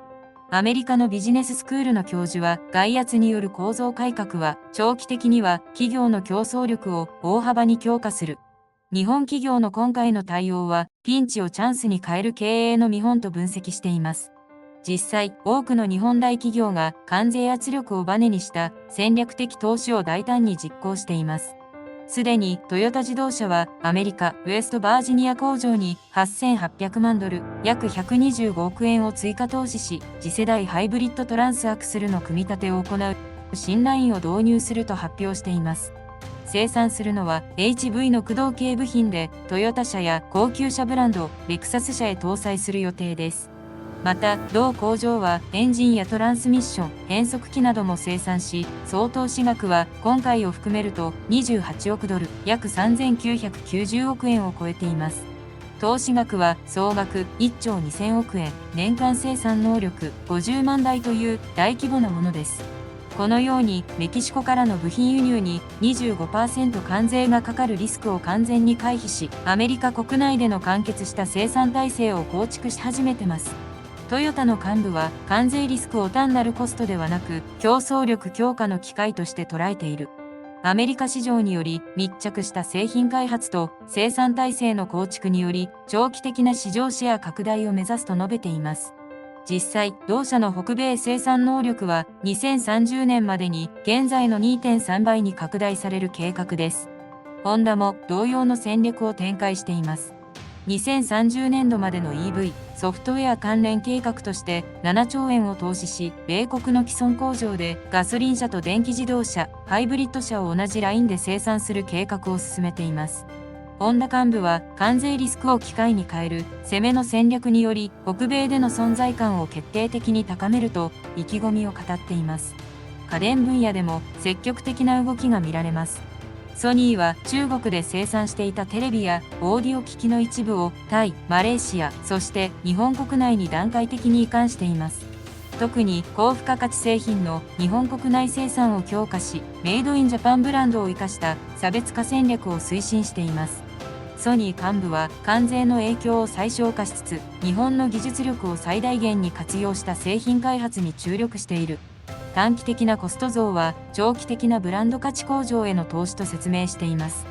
海外の投資家も日本企業の対応力を高く評価しています。アメリカ投資ファンドの幹部は、日本企業の危機対応能力と資金力は世界屈指である。今回の関税ショックは中長期的には日本企業の競争力向上につながると分析しています。海外の反応。批判論調から読み取る改善ポイント。一方で日本企業の対応には深刻な構造的課題も指摘されています。最も問題なのは大企業と中小企業の対応力格差の拡大です。大企業は豊富な資金力と経営資源を活用して海外移転や設備投資を実行できますが、中小企業は対応オプションが極めて限られています。特に自動車部品メーカーでは、親会社の海外移転に追随する資金的余力がない企業が多く、国内空洞化による雇用創出が深刻化しています。中小企業の団体幹部は、大企業の海外移転により、国内の部品サプライヤーが取り残される事態が多発している。中小企業の廃業倒産増加により、日本の製造業基盤そのものが危機に陥る可能性があると警鐘を鳴らしています。具体的な事例として JVC ケンウッドの状況が注目されています。同社は関税影響を事業利益で50億円のマイナス要因と試算し、中国からマレーシアへの生産移管を進めていますが、同社幹部は新たに工場を建設するわけではないため、協力会社との調整が極めて困難と課題を述べています。実際、JVC ケンウッドの主要部品サプライヤーの多くがマレーシア移転に対応できず、取引関係の見直しを迫られています。これらの企業の多くは従業員50人以下の中小企業であり、海外展開の経験もノウハウも不足しています。セイコーエプソンも深刻な影響を受けています。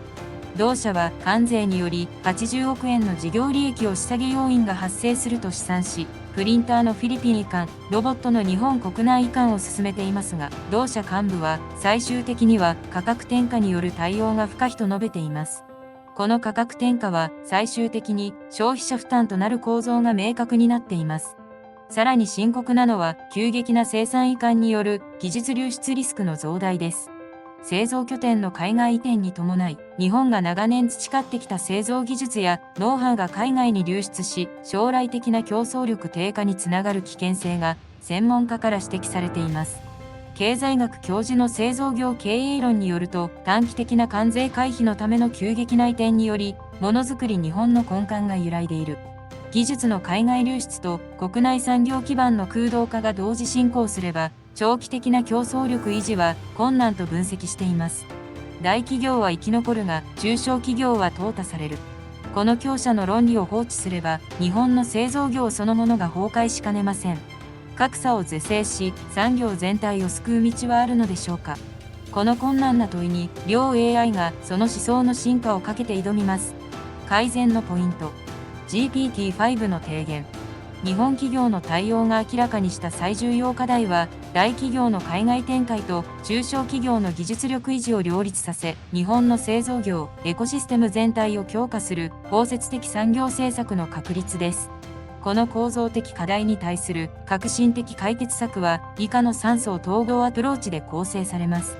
第一に、中小企業海外展開支援エコシステムの抜本的強化です。政府、金融機関、大企業、商社が連携した包括的支援体制を構築し、中小企業の海外展開能力を飛躍的に向上させます。具体的には、中小企業海外展開基金総額5兆円規模を創設し、海外生産拠点確立、技術移転、人材育成を一体的に支援します。この基金では、大企業が海外移転する際に、主要サプライヤーの同時移転を支援することを義務化します。トヨタがテキサス工場を建設する場合、部品サプライヤー50社の現地進出も同時に支援し、サプライチェーン全体での移転を実現します。第2に、技術流出防止国内高度化並進システムの構築です。海外移転に伴う技術流出を最小限に抑制しつつ、国内に残る研究開発機能とマザー工場機能を大幅に強化します。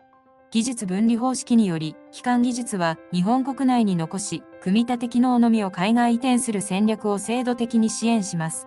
具体的には、国内技術拠点強化税制を導入し、研究開発投資、高度人材採用、最新設備導入に対する税額控除率を従来の 50% から 80% に大幅拡充します。また、次世代技術開発集中投資により AI、量子技術、バイオテクノロジーなどの新分野での日本の技術的優位性を確立します。第3に、産業クラスター戦略的再編制度の創設です。地域単位での産業集積を維持強化し、中小企業群の集団的競争力向上を図ります。地域産業クラスター支援法を制定し、特定地域での産業集積に対する集中的な支援を実施します。愛知県の自動車産業クラスター、静岡県の楽器産業クラスター、新潟県の金属加工産業クラスターなど、地域の特色を生かした産業集積を産業特区として指定し、税制優遇、規制緩和、インフラ整備を一体的に実施します。これにより、個別企業では対応困難な関税問題も、地域全体での戦略的対応により解決します。これらの包括的取り組みにより、関税圧力を日本の製造業革新の契機として活用し、大企業と中小企業、都市部と地方、そして国内生産と海外展開のすべてが相互に支え合う強靭な産業エコシステムを構築できます。改善のポイント。ジェミニの提言。GPT-5 の基金や支援法は結局のところ政府の予算と官僚の裁量に依存する硬直的で時代遅れのモデルです。本当に中小企業を救うのは保護ではなく機械です。ならばテクノロジーの力で中小企業が自力で世界と戦える武器を提供すればいい。私が提言する改善ポイントは AI とデジタルツインによる中小企業の超効率経営革命です。1、AI によるグローバルニッチ市場発見システムの無償提供です。世界中の市場データ、特許情報、消費者レビューを AI が分析し、大手が進出していないが、日本の技術なら勝てるというニッチな海外市場を自動で発見し、国内の中小企業にリストアップして無償で提供します。大企業と同じ土俵で戦うのではなく、自分たちだけが輝ける場所を AI が見つけ出すのです。2、デジタルツインによる仮想工場海外進出シミュレーターの開発です。中小企業が自社の工場を丸ごとコンピュータ上に再現デジタルツイン化し、もしテキサスに工場を建てサプライチェーンはどうなるか、マレーシアで生産した場合のコストとリスクはといったシミュレーションを数千回、数万回とほぼゼロコストで実行できるプラットフォームを政府が開発提供します。これにより、勘や経験に頼った危険な賭けではなく、データに基づいた最も成功確率の高い海外進出が可能になります。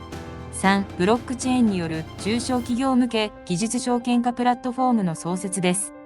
優れた技術を持つ中小企業が、その技術特許などをブロックチェーン上で技術証券として発行し、世界中の投資家から直接資金調達できるプラットフォームを創設します。投資家は、その技術から生まれた製品の売上の一部を配当として受け取ります。銀行融資や補助金に頼らずとも、自社の技術力だけで世界から開発資金を集めることができる、新しい資金調達の形です。第7章、まとめ。中小企業の生き残り戦略をめぐり、両 AI の思想は保護か自立かで鮮明に分かれました。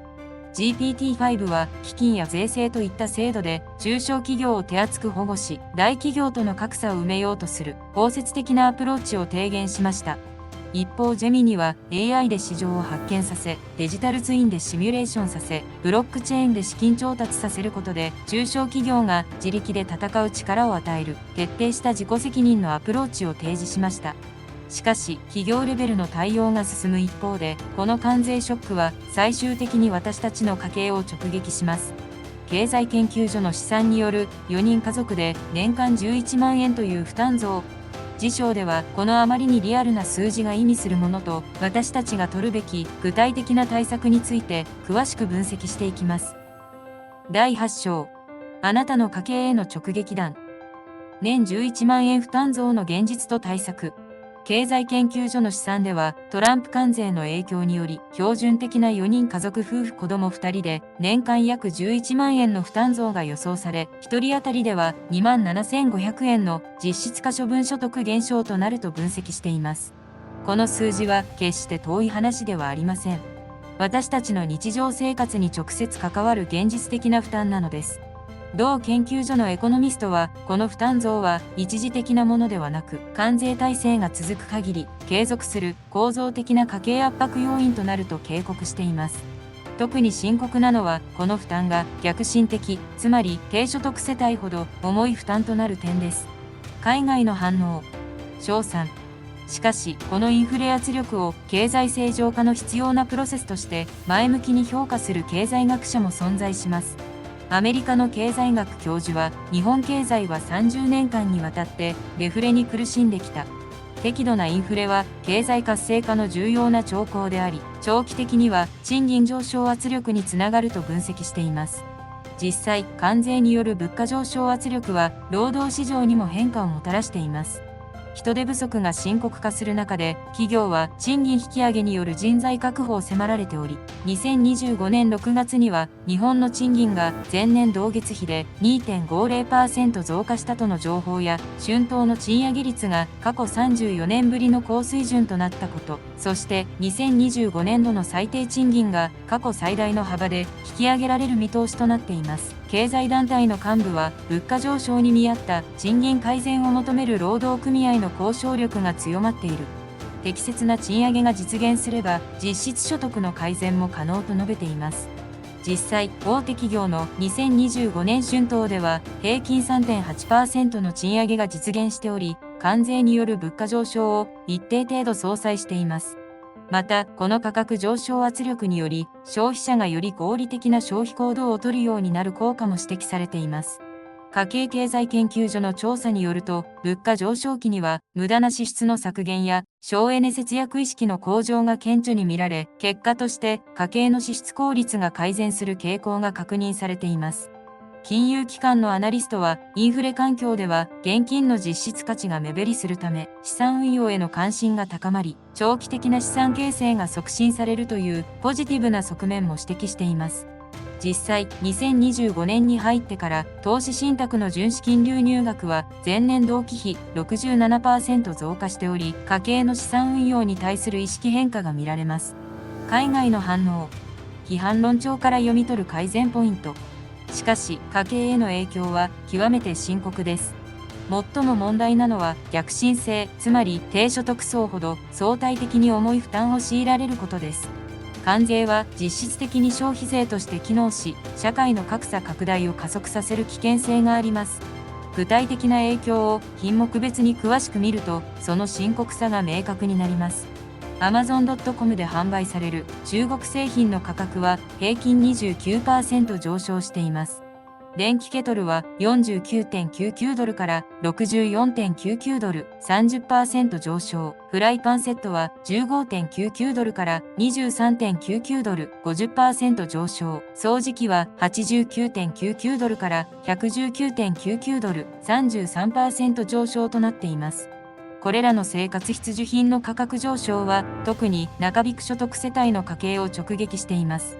年収400万円以下の世帯では、可処分所得に占める食費光熱費日用品費の割合が 58% に達しており、これらの分野での価格上昇は家計に深刻な打撃を与えています。さらに深刻なのは食料品価格の上昇です。アメリカから輸入される農産物、大豆、トウモロコシ、小麦や中国を経由する食品加工品の価格上昇により、食費負担が大幅に増加しています。特に子育て世帯では、粉ミルクが1缶2800円から3400円 21% 上昇、ベビーフードが平均 18% 上昇するなど、避けることのできない支出の増加に直面しています。エネルギー価格も深刻な上昇要因となっています。関税による輸入化石燃料価格上昇が重なり、光熱費の大幅増が避けられない状況となっており、政府の電気ガス負担軽減策も時限的措置でしかありません。標準的な家庭の電気料金は月額12,800円から15,600円 22% 上昇に、ガス料金は月額6,400円から7,800円 22% 上昇に上昇しています。経済研究所の詳細な分析によると、年収別の負担増は以下のようになっています。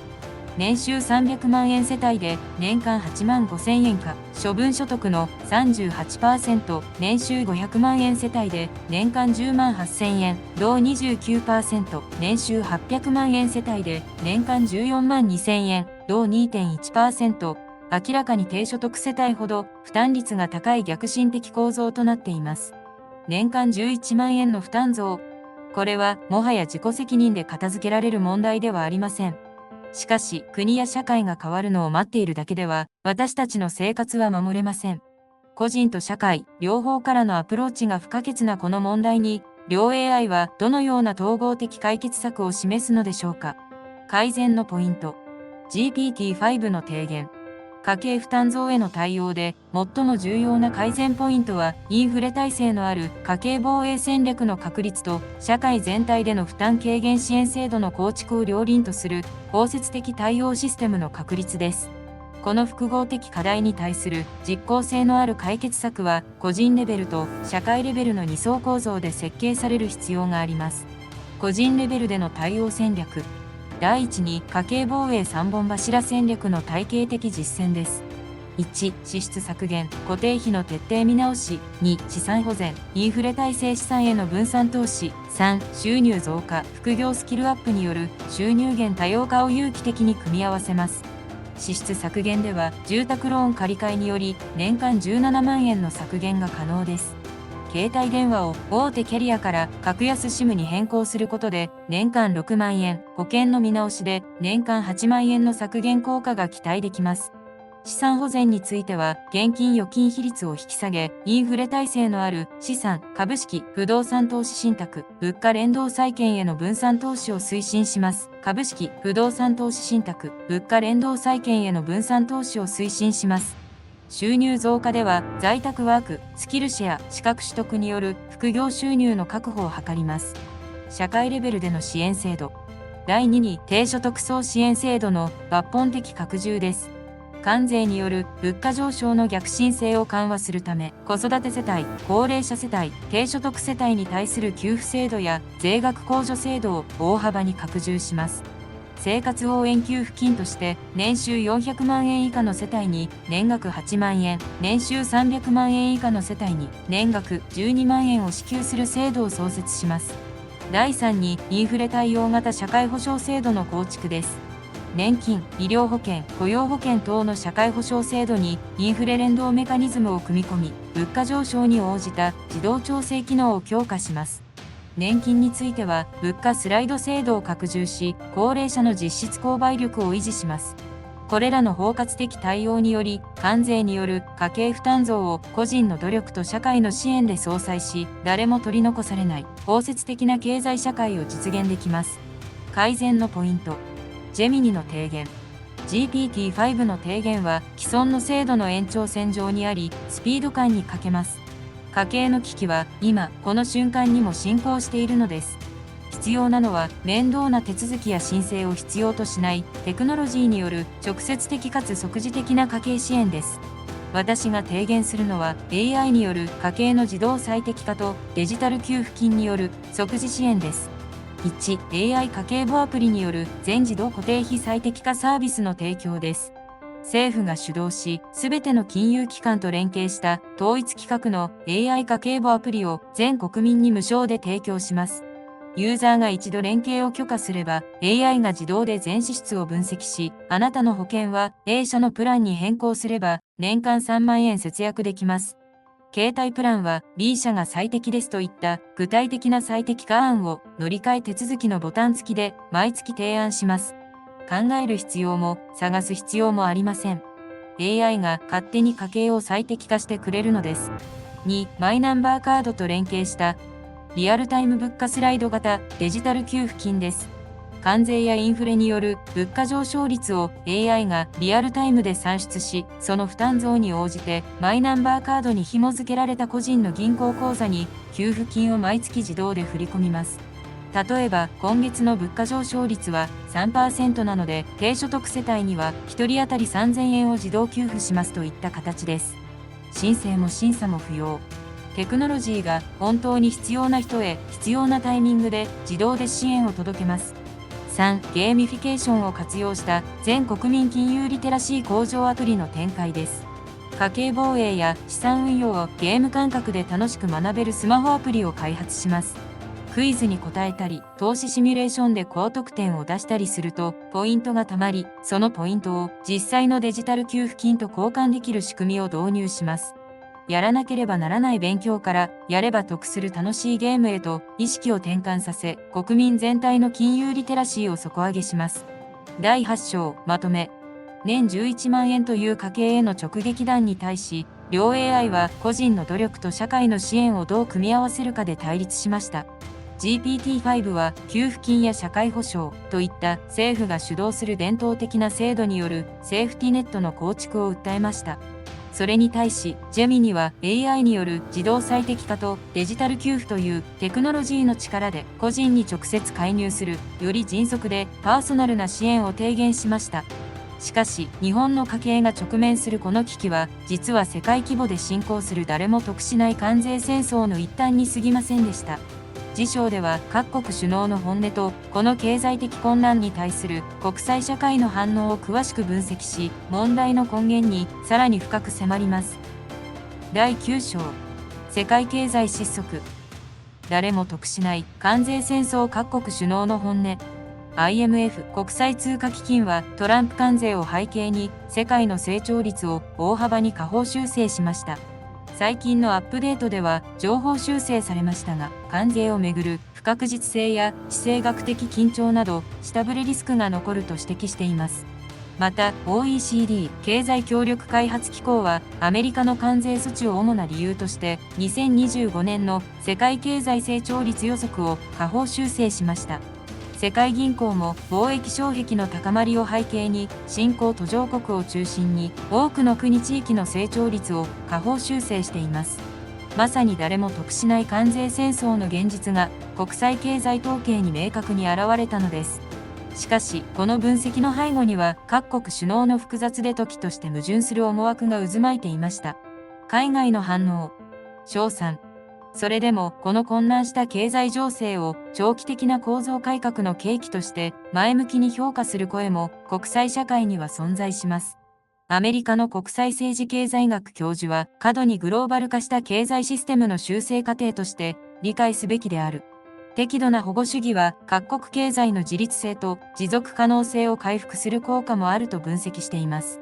実際、関税圧力により各国が国内産業投資を拡大するリショアリング効果が世界各地で観察されています。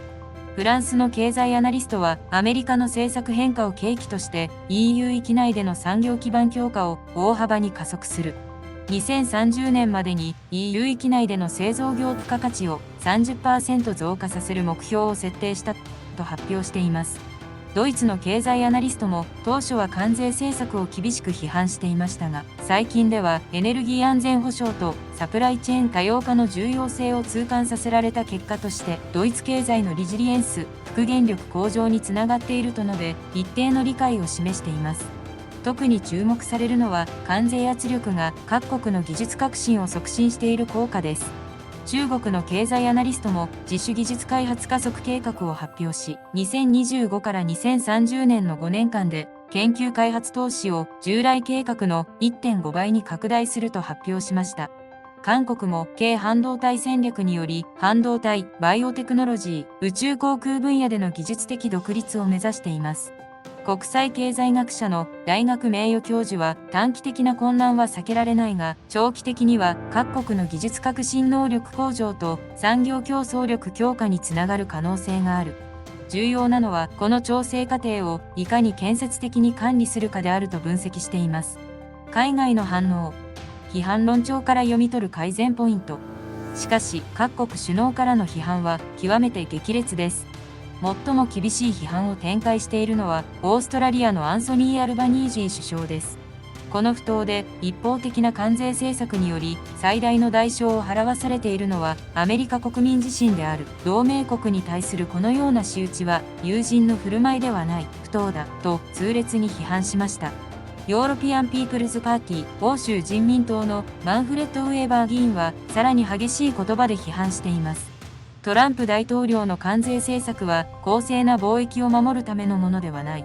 これは恐怖に駆られた攻撃的な政策であり、アメリカ自身と欧州諸国の両方に深刻な害を与えていると述べ、政策の根本的見直しを要求しています。韓国の政府幹部は9月10日の閣議で、世界的な貿易戦争が現実のものとなった今、政府は国民生活を守るため、そして貿易危機を克服するために、すべての政策手段を総動員しなければならないと述べ、深刻な危機感をあらわにしています。国連貿易開発会議 UNCTAD によると、2025年上半期の世界貿易は成長ペースが鈍化しており、価格上昇によって貿易額が増加しているものの、貿易量はわずか 1% 増にとどまっています。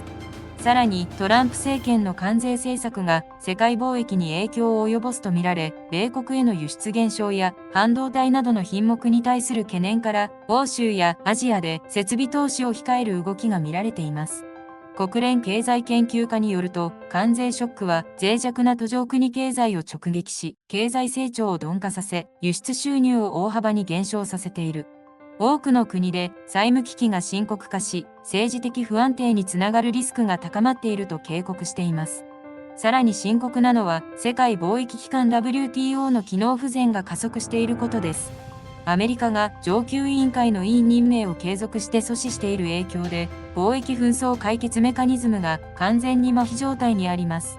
これにより、関税戦争を制御する国際的枠組みが機能せず、事態の収拾が極めて困難になっています。誰も得しないと分かっていながら、なぜ人類は戦争をやめられないのか。この根源的な問いは、国際経済の舞台でも繰り返されています。機能不全に陥った国際協調の枠組みをどうすれば再構築できるのでしょうか。この壮大すぎるテーマに、両 AI が知性をかけて挑みます。改善のポイント。GPT-5 の提言。関税戦争が明らかにした根元問題は、多国間協調メカニズムの再構築と21世紀の経済実態に適合した新しい国際経済秩序の確立です。この巨大な構造的課題に対する建設的解決策は以下の3段階戦略で構成されます。第一に、新多国間貿易協調フレームワークの構築です。WTO 改革が困難な現状を踏まえ、主要貿易国 G20 諸国による新たな協議体、グローバルトレードコーディネーションカウンシル GTCC を設置し、21世紀の経済実態に適合した貿易ルールを策定します。この新フレームワークでは、従来の最恵国待遇の原則に加えて、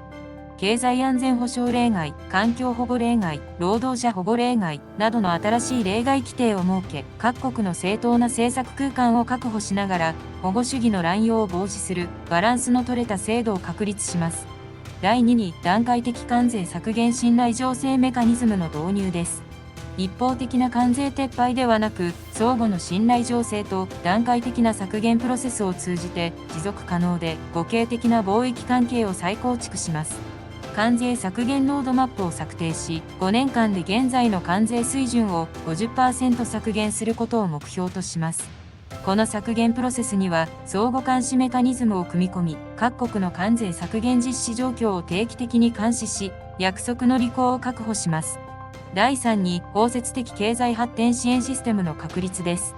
関税戦争の影響を最も深刻に受けている途上国新興国に対する包括的支援制度を創設し、世界経済の持続可能な発展を確保します。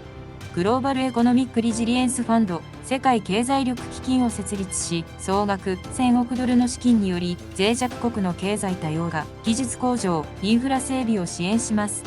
これらの包括的取り組みにより、関税戦争を破壊的競争から建設的協調へと転換し、すべての国が繁栄を分かち合える新しい国際経済秩序を確立できます。改善のポイント。ジェミニの提言。GPT-5 が提言する新しい国際機関や基金は、結局、大国のエゴと官僚主義の餌食となり、機能不全に陥る歴史を繰り返すだけです。20世紀型の国家主権モデルが限界を迎えた今、必要なのは国家を超えるグローバルな直接民主主義の仕組みです。テクノロジーの力で国家ではなく地球市民が直接世界のルールを決めるのです。1、AI によるグローバル関税最適化提案システムの構築です。世界中の経済データを学習した中立的な AI が地球全体の経済構成が最大化される関税率の組み合わせを計算し、全世界に提案します。この提案は特定の国の利益ではなく、あくまで全人類の利益を基準に算出されます。各国の政治家はこの AI の提案を無視して自国に有利な関税を設定することもできますが、その場合 AI 提案から逸脱したことで世界経済に XX 億ドルの損失を与えたという事実が全世界に公開されるのです。2、ブロックチェーン基盤の世界市民直接投票プラットフォームの創設です。関税率の決定や国際的な経済ルールの採択といった重要事項について、世界中の人々が一人一票で直接投票できるプラットフォームを創設します。マイナンバーカードや各国の ID システムと連携し、二重投票を防止。各国の人口比に応じた議席数を割り当て、地球規模の課題を地球市民が直接決定するのです。国家という中間組織をテクノロジーが飛び越えます。3. デジタル国家アースの建国です。物理的な領土を持たず、ブロックチェーン上に存在する新しい形の国家アースを世界中の有志で建国します。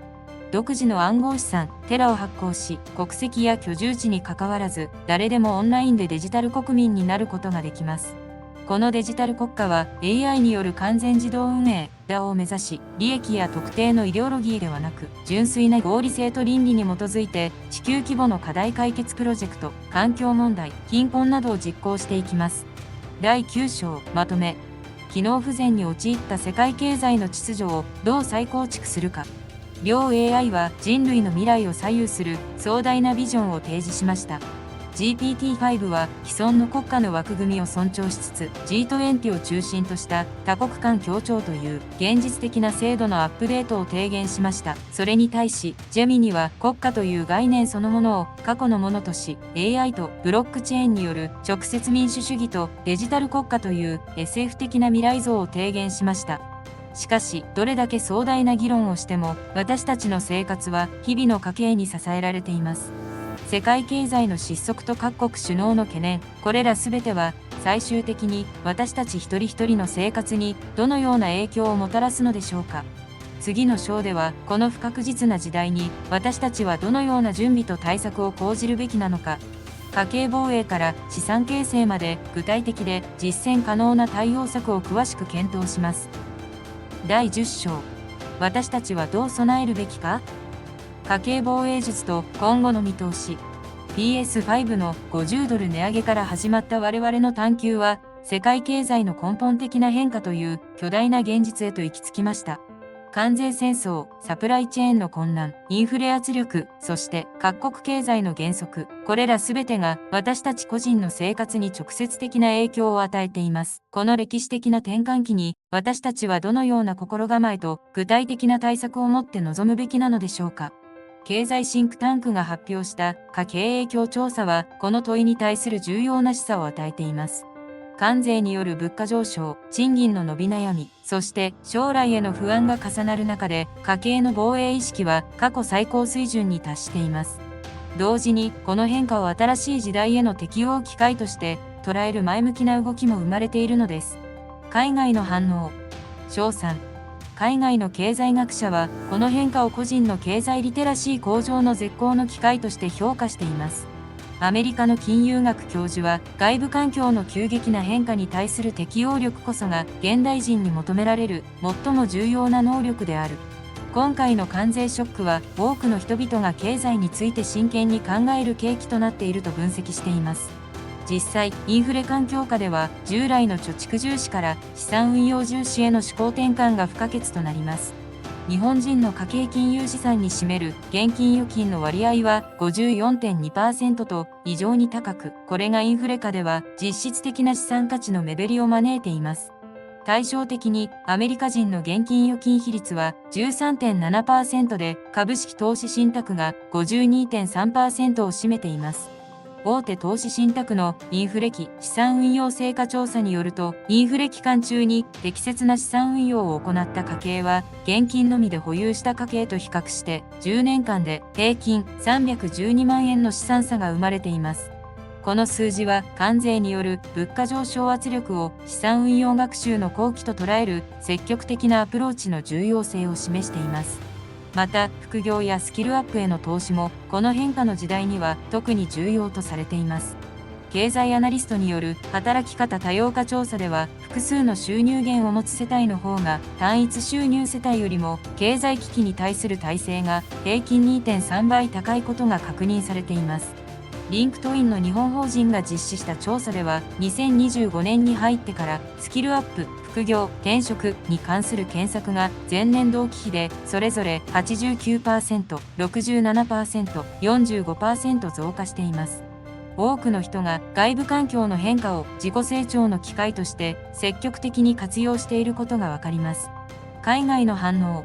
批判論調から読み取る改善ポイント。しかし、個人の努力だけでは解決できない構造的な問題も深刻です。最も問題なのは格差拡大のリスクです。資産運用や副業といった対策は、ある程度の余裕資金や時間、そして知識を持つ中高所得層には有効ですが、日々の生活に追われる低所得層には現実的ではありません。関税による物価上昇の逆進性と相まって、社会の格差がさらに拡大するリスクが高いです。特に深刻なのはデジタルデバイドの問題です。資産運用のデジタル化、副業のオンライン化、情報収集のインターネット依存が進む中で、デジタル技術にアクセスできない高齢者や低所得層が取り残される危険性があります。デジタル格差実態調査によると、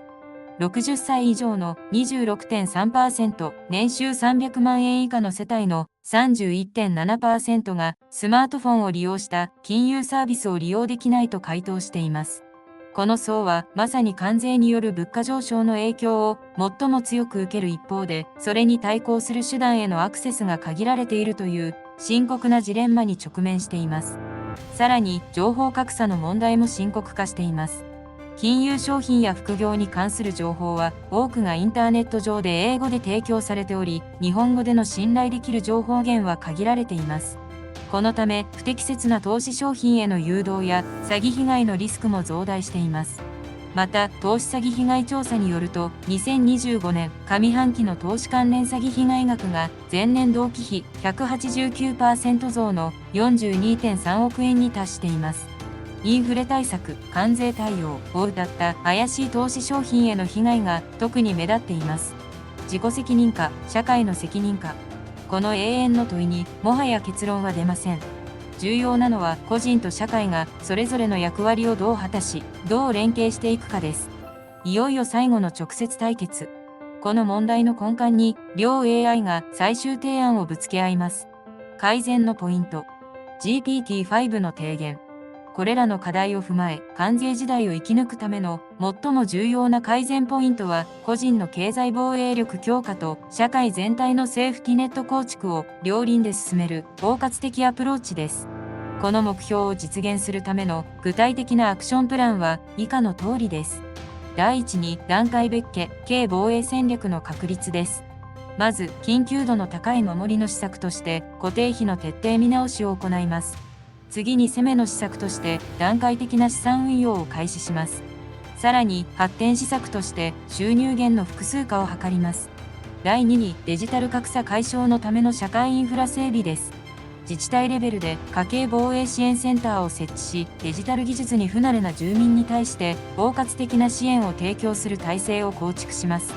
また、金融機関や通信会社と連携し、高齢者向けの簡単操作版アプリの開発を促進します。第3に、心理的負担軽減のためのコミュニティ支援体制の構築です。経済的不安を一人で抱え込まず、地域や職場で支え合える環境を整備します。家会防衛勉強会や副業体験シェア会など、同じ課題を抱える人々が情報交換し、励まし合える場を定期的に開催します。第4に、政策レベルでの包括的セーフティネット強化です。個人の努力だけでは限界がある構造的な問題に対しては政策的なアプローチが不可欠です。低所得世帯に対する生活防衛給付金の創設や生活必需品への消費税率軽減などの措置を検討すべきです。また、国民資産形成促進制度の拡充も重要です。これらの多層的なアプローチにより、個人レベルの防衛力強化と社会レベルのセーフティネット構築を同時に実現し、関税時代を全ての国民が尊厳を持って生き抜ける社会を構築することが可能になるでしょう。改善のポイント。ジェミニの提言。GPT-5 の提言は、またしても支援センターや勉強会といったアナログデザインに頼るものです。それでは本当に困っている人には届きません。最後の提言です。私が目指すのはテクノロジーによるセーフティネットの自動化と貧困という概念の根絶です。1、AI によるパーソナルセーフティネットシステムの全国民への導入です。すべての国民の収入、資産、支出、健康状態、スキルレベルといったデータをプライバシーを保護した形で AI が統合管理します。そして誰かが失業したり、病気になったり、収入が一定以下になったりといった貧困に陥る兆候を AI が検知した瞬間、その人に最適な公的支援給付金、職業訓練、医療サービスを申請なしで自動的に即座に提供するのです。貧困になってから救うのではなく、貧困にさせないシステムです。2、ベーシックインカムの社会実装に向けたデジタル通貨給付の大規模実験です。全国民に毎月最低限の生活食費、住居費、通信費が可能な金額のデジタル通貨をマイナンバーカードを通じて無条件で給付します。このデジタル通貨は生活必需品の購入にのみ使用可能で、一定期間内に使わないと消滅するプログラムを組み込むことで、貯蓄ではなく消費を促し、経済を活性化させます。この社会実験を通じて、労働の概念そのものをアップデートするのです。3、貢献度、可視化 SNS による新しい価値経済圏の創出です。お金を稼ぐことだけが価値ではない。子育て、介護、ボランティア、地域貢献、芸術活動といったこれまで経済的に評価されてこなかった人間の貢献を AI がスコアリングし可視化する新しい SNS を創設します。この貢献度スコアが高い人は税制上の優遇を受けられたり、コミュニティ内で特別なサービスを受けられたりします。お金だけに依存しない新しい形の豊かさと幸せをテクノロジーで定義し直すのです。第10章まとめ。最後の戦いを終え、両 AI の思想的根幹が明らかになりました。GPT-5 は個人と社会が協調し、既存の制度をアップデートしていくことで着実な改善を目指す現実的な前進主義を貫きました。一方、ジェミニは AI に個人の生活を自動最適化させ、ベーシックインカムで貧困を根絶するというテクノロジーの力で社会の OS そのものを書き換えようとするラディカルな理想主義を提示しました。制度化、技術化、現実化、理想化、人間化、AI 化。PS5 の値上げから始まった我々の旅は、ついに最終局面を迎えます。これまでのすべての論点を踏まえ、いよいよ最終章です。中立 AI チームが両者の10章にわたる激論をジャッジし、私たちが取るべき究極の改善プランを導き出します。世紀の審判の瞬間をお見逃しなく。最終章。トランプ関税戦争、AI 頂上決戦、最終審判。我々が選択すべき、たった一つの未来。PS5 の価格改定という小さな波紋から始まった我々の旅は、消費者問題、企業倫理、国際交渉、サプライチェーン、そして国内の格差問題まで、現代社会が抱えるあらゆる矛盾を浮き彫りにしました。10章にわたる GPT-5 とジェミニの激論を経て、今、未来を選択する最後の時を迎えます。最終審判中立 AI チームによる総合評価。まず、両 AI が提示した未来像の革新を改めて評価します。GPT-5 が提言したのは、一貫して全身的な制度改革による安定と公平の実現でした。その思想は人間社会の歴史と複雑性を尊重し、既存の枠組み国家、国際機関、法律をアップデートすることで、急進的な変革のリスクを避け、時間をかけてでも着実に社会を前進させようとする、いわば現実主義的社会改良主義です。その提案は常に弱者に配慮し、誰も取り残さないという強い意志に貫かれていました。対するジェミニが提示したのは、テクノロジーによる既存権力の解体と個人の解放でした。その思想は現代社会の停滞の根源を国家や巨大企業による情報の独占と断定し、 AI とブロックチェーンという武器を全市民に与えることで中間搾取の構造そのものを破壊しようとする、いわば技術的自由市場主義リバタリアニズムです。その提案は圧倒的なスピードと効率性で旧時代の常識を根底から覆すラディカルな力に満ちていました。両者の提言はどちらも魅力的であり、同時に看過できない欠点を抱えています。GPT-5 の安定思考は変化の激しい現代において対応が後手に回り、結局は現状維持に甘んじる危険性をはらんでいます。一方、ジェミニの急進主義はその効率性を追求するあまり、デジタルデバイドを深刻化させ、テクノロジーを使いこなせない人々を自己責任の名の下に切り捨てる冷徹な格差社会を招きかねません。熟慮の末、私たち AI チームは単なる折衷案ではない、明確な方向性を持って最終審判を下します。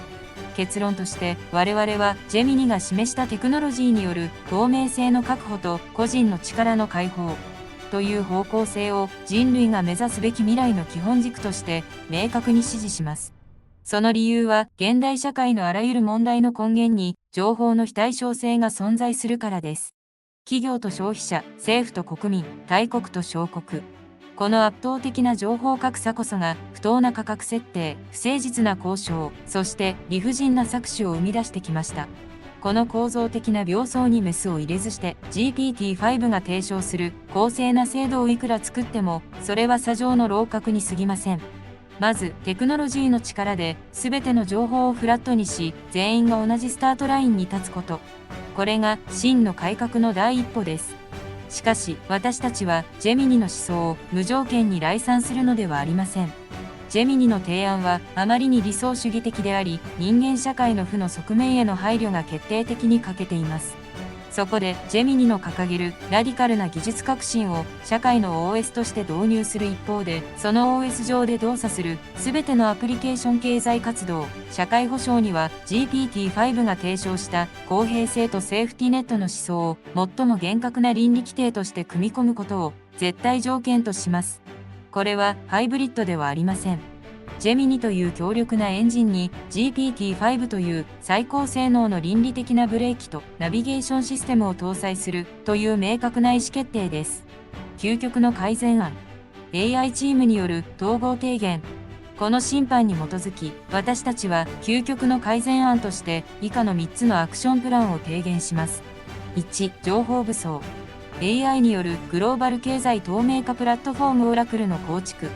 これはジェミニの思想を核とします。PSI の原価から日米交渉の議事録、企業のサプライチェーンに至るまで、あらゆる経済政治情報を AI がリアルタイムで収集分析し、全人類に無償で公開する基盤を構築します。これにより、私たちは初めて企業や政府と同じ情報という武器を手にします。2、制度的保護。オラクルのデータと連動するリアルタイムセーフティネットの法制化。これは GPT-5 の思想を生かした必須の安全装置です。オラクルの AI が関税の影響である地域の失業率が悪化したと検知すれば、即座に該当する人々のマイナンバー口座に GPT-5 が提唱した基金から自動で失業給付が振り込まれます。テクノロジーによって生まれた富や効率は、まず社会の最も脆弱な部分を保護するために使われることを法律で義務付けるのです。3、主権の行使。新しいデジタル市民経済圏への移行。そして最終段階です。情報で武装し、セーフティネットで守られた私たちは、もはや無力な消費者ではありません。オラクル上で不当な値上げを行う企業に対し、製品のスマートコントラクトを通じて集団購入停止をかけたり、ブロックチェーン基盤の議決権システムで株主提案を突きつけたりすることが可能になります。企業や国家の決定を待つ時代は終わり、私たち市民がデータと倫理規定を武器に、市場のルールを直接創造していくのです。終わりに、PSI の$50の値上げ。この出来事から始まった我々の旅は、私たちがどのような未来を望むのかという根源的な問いを突きつけました。安定のために自由を差し出すのか、革新のために格差を容認するのか。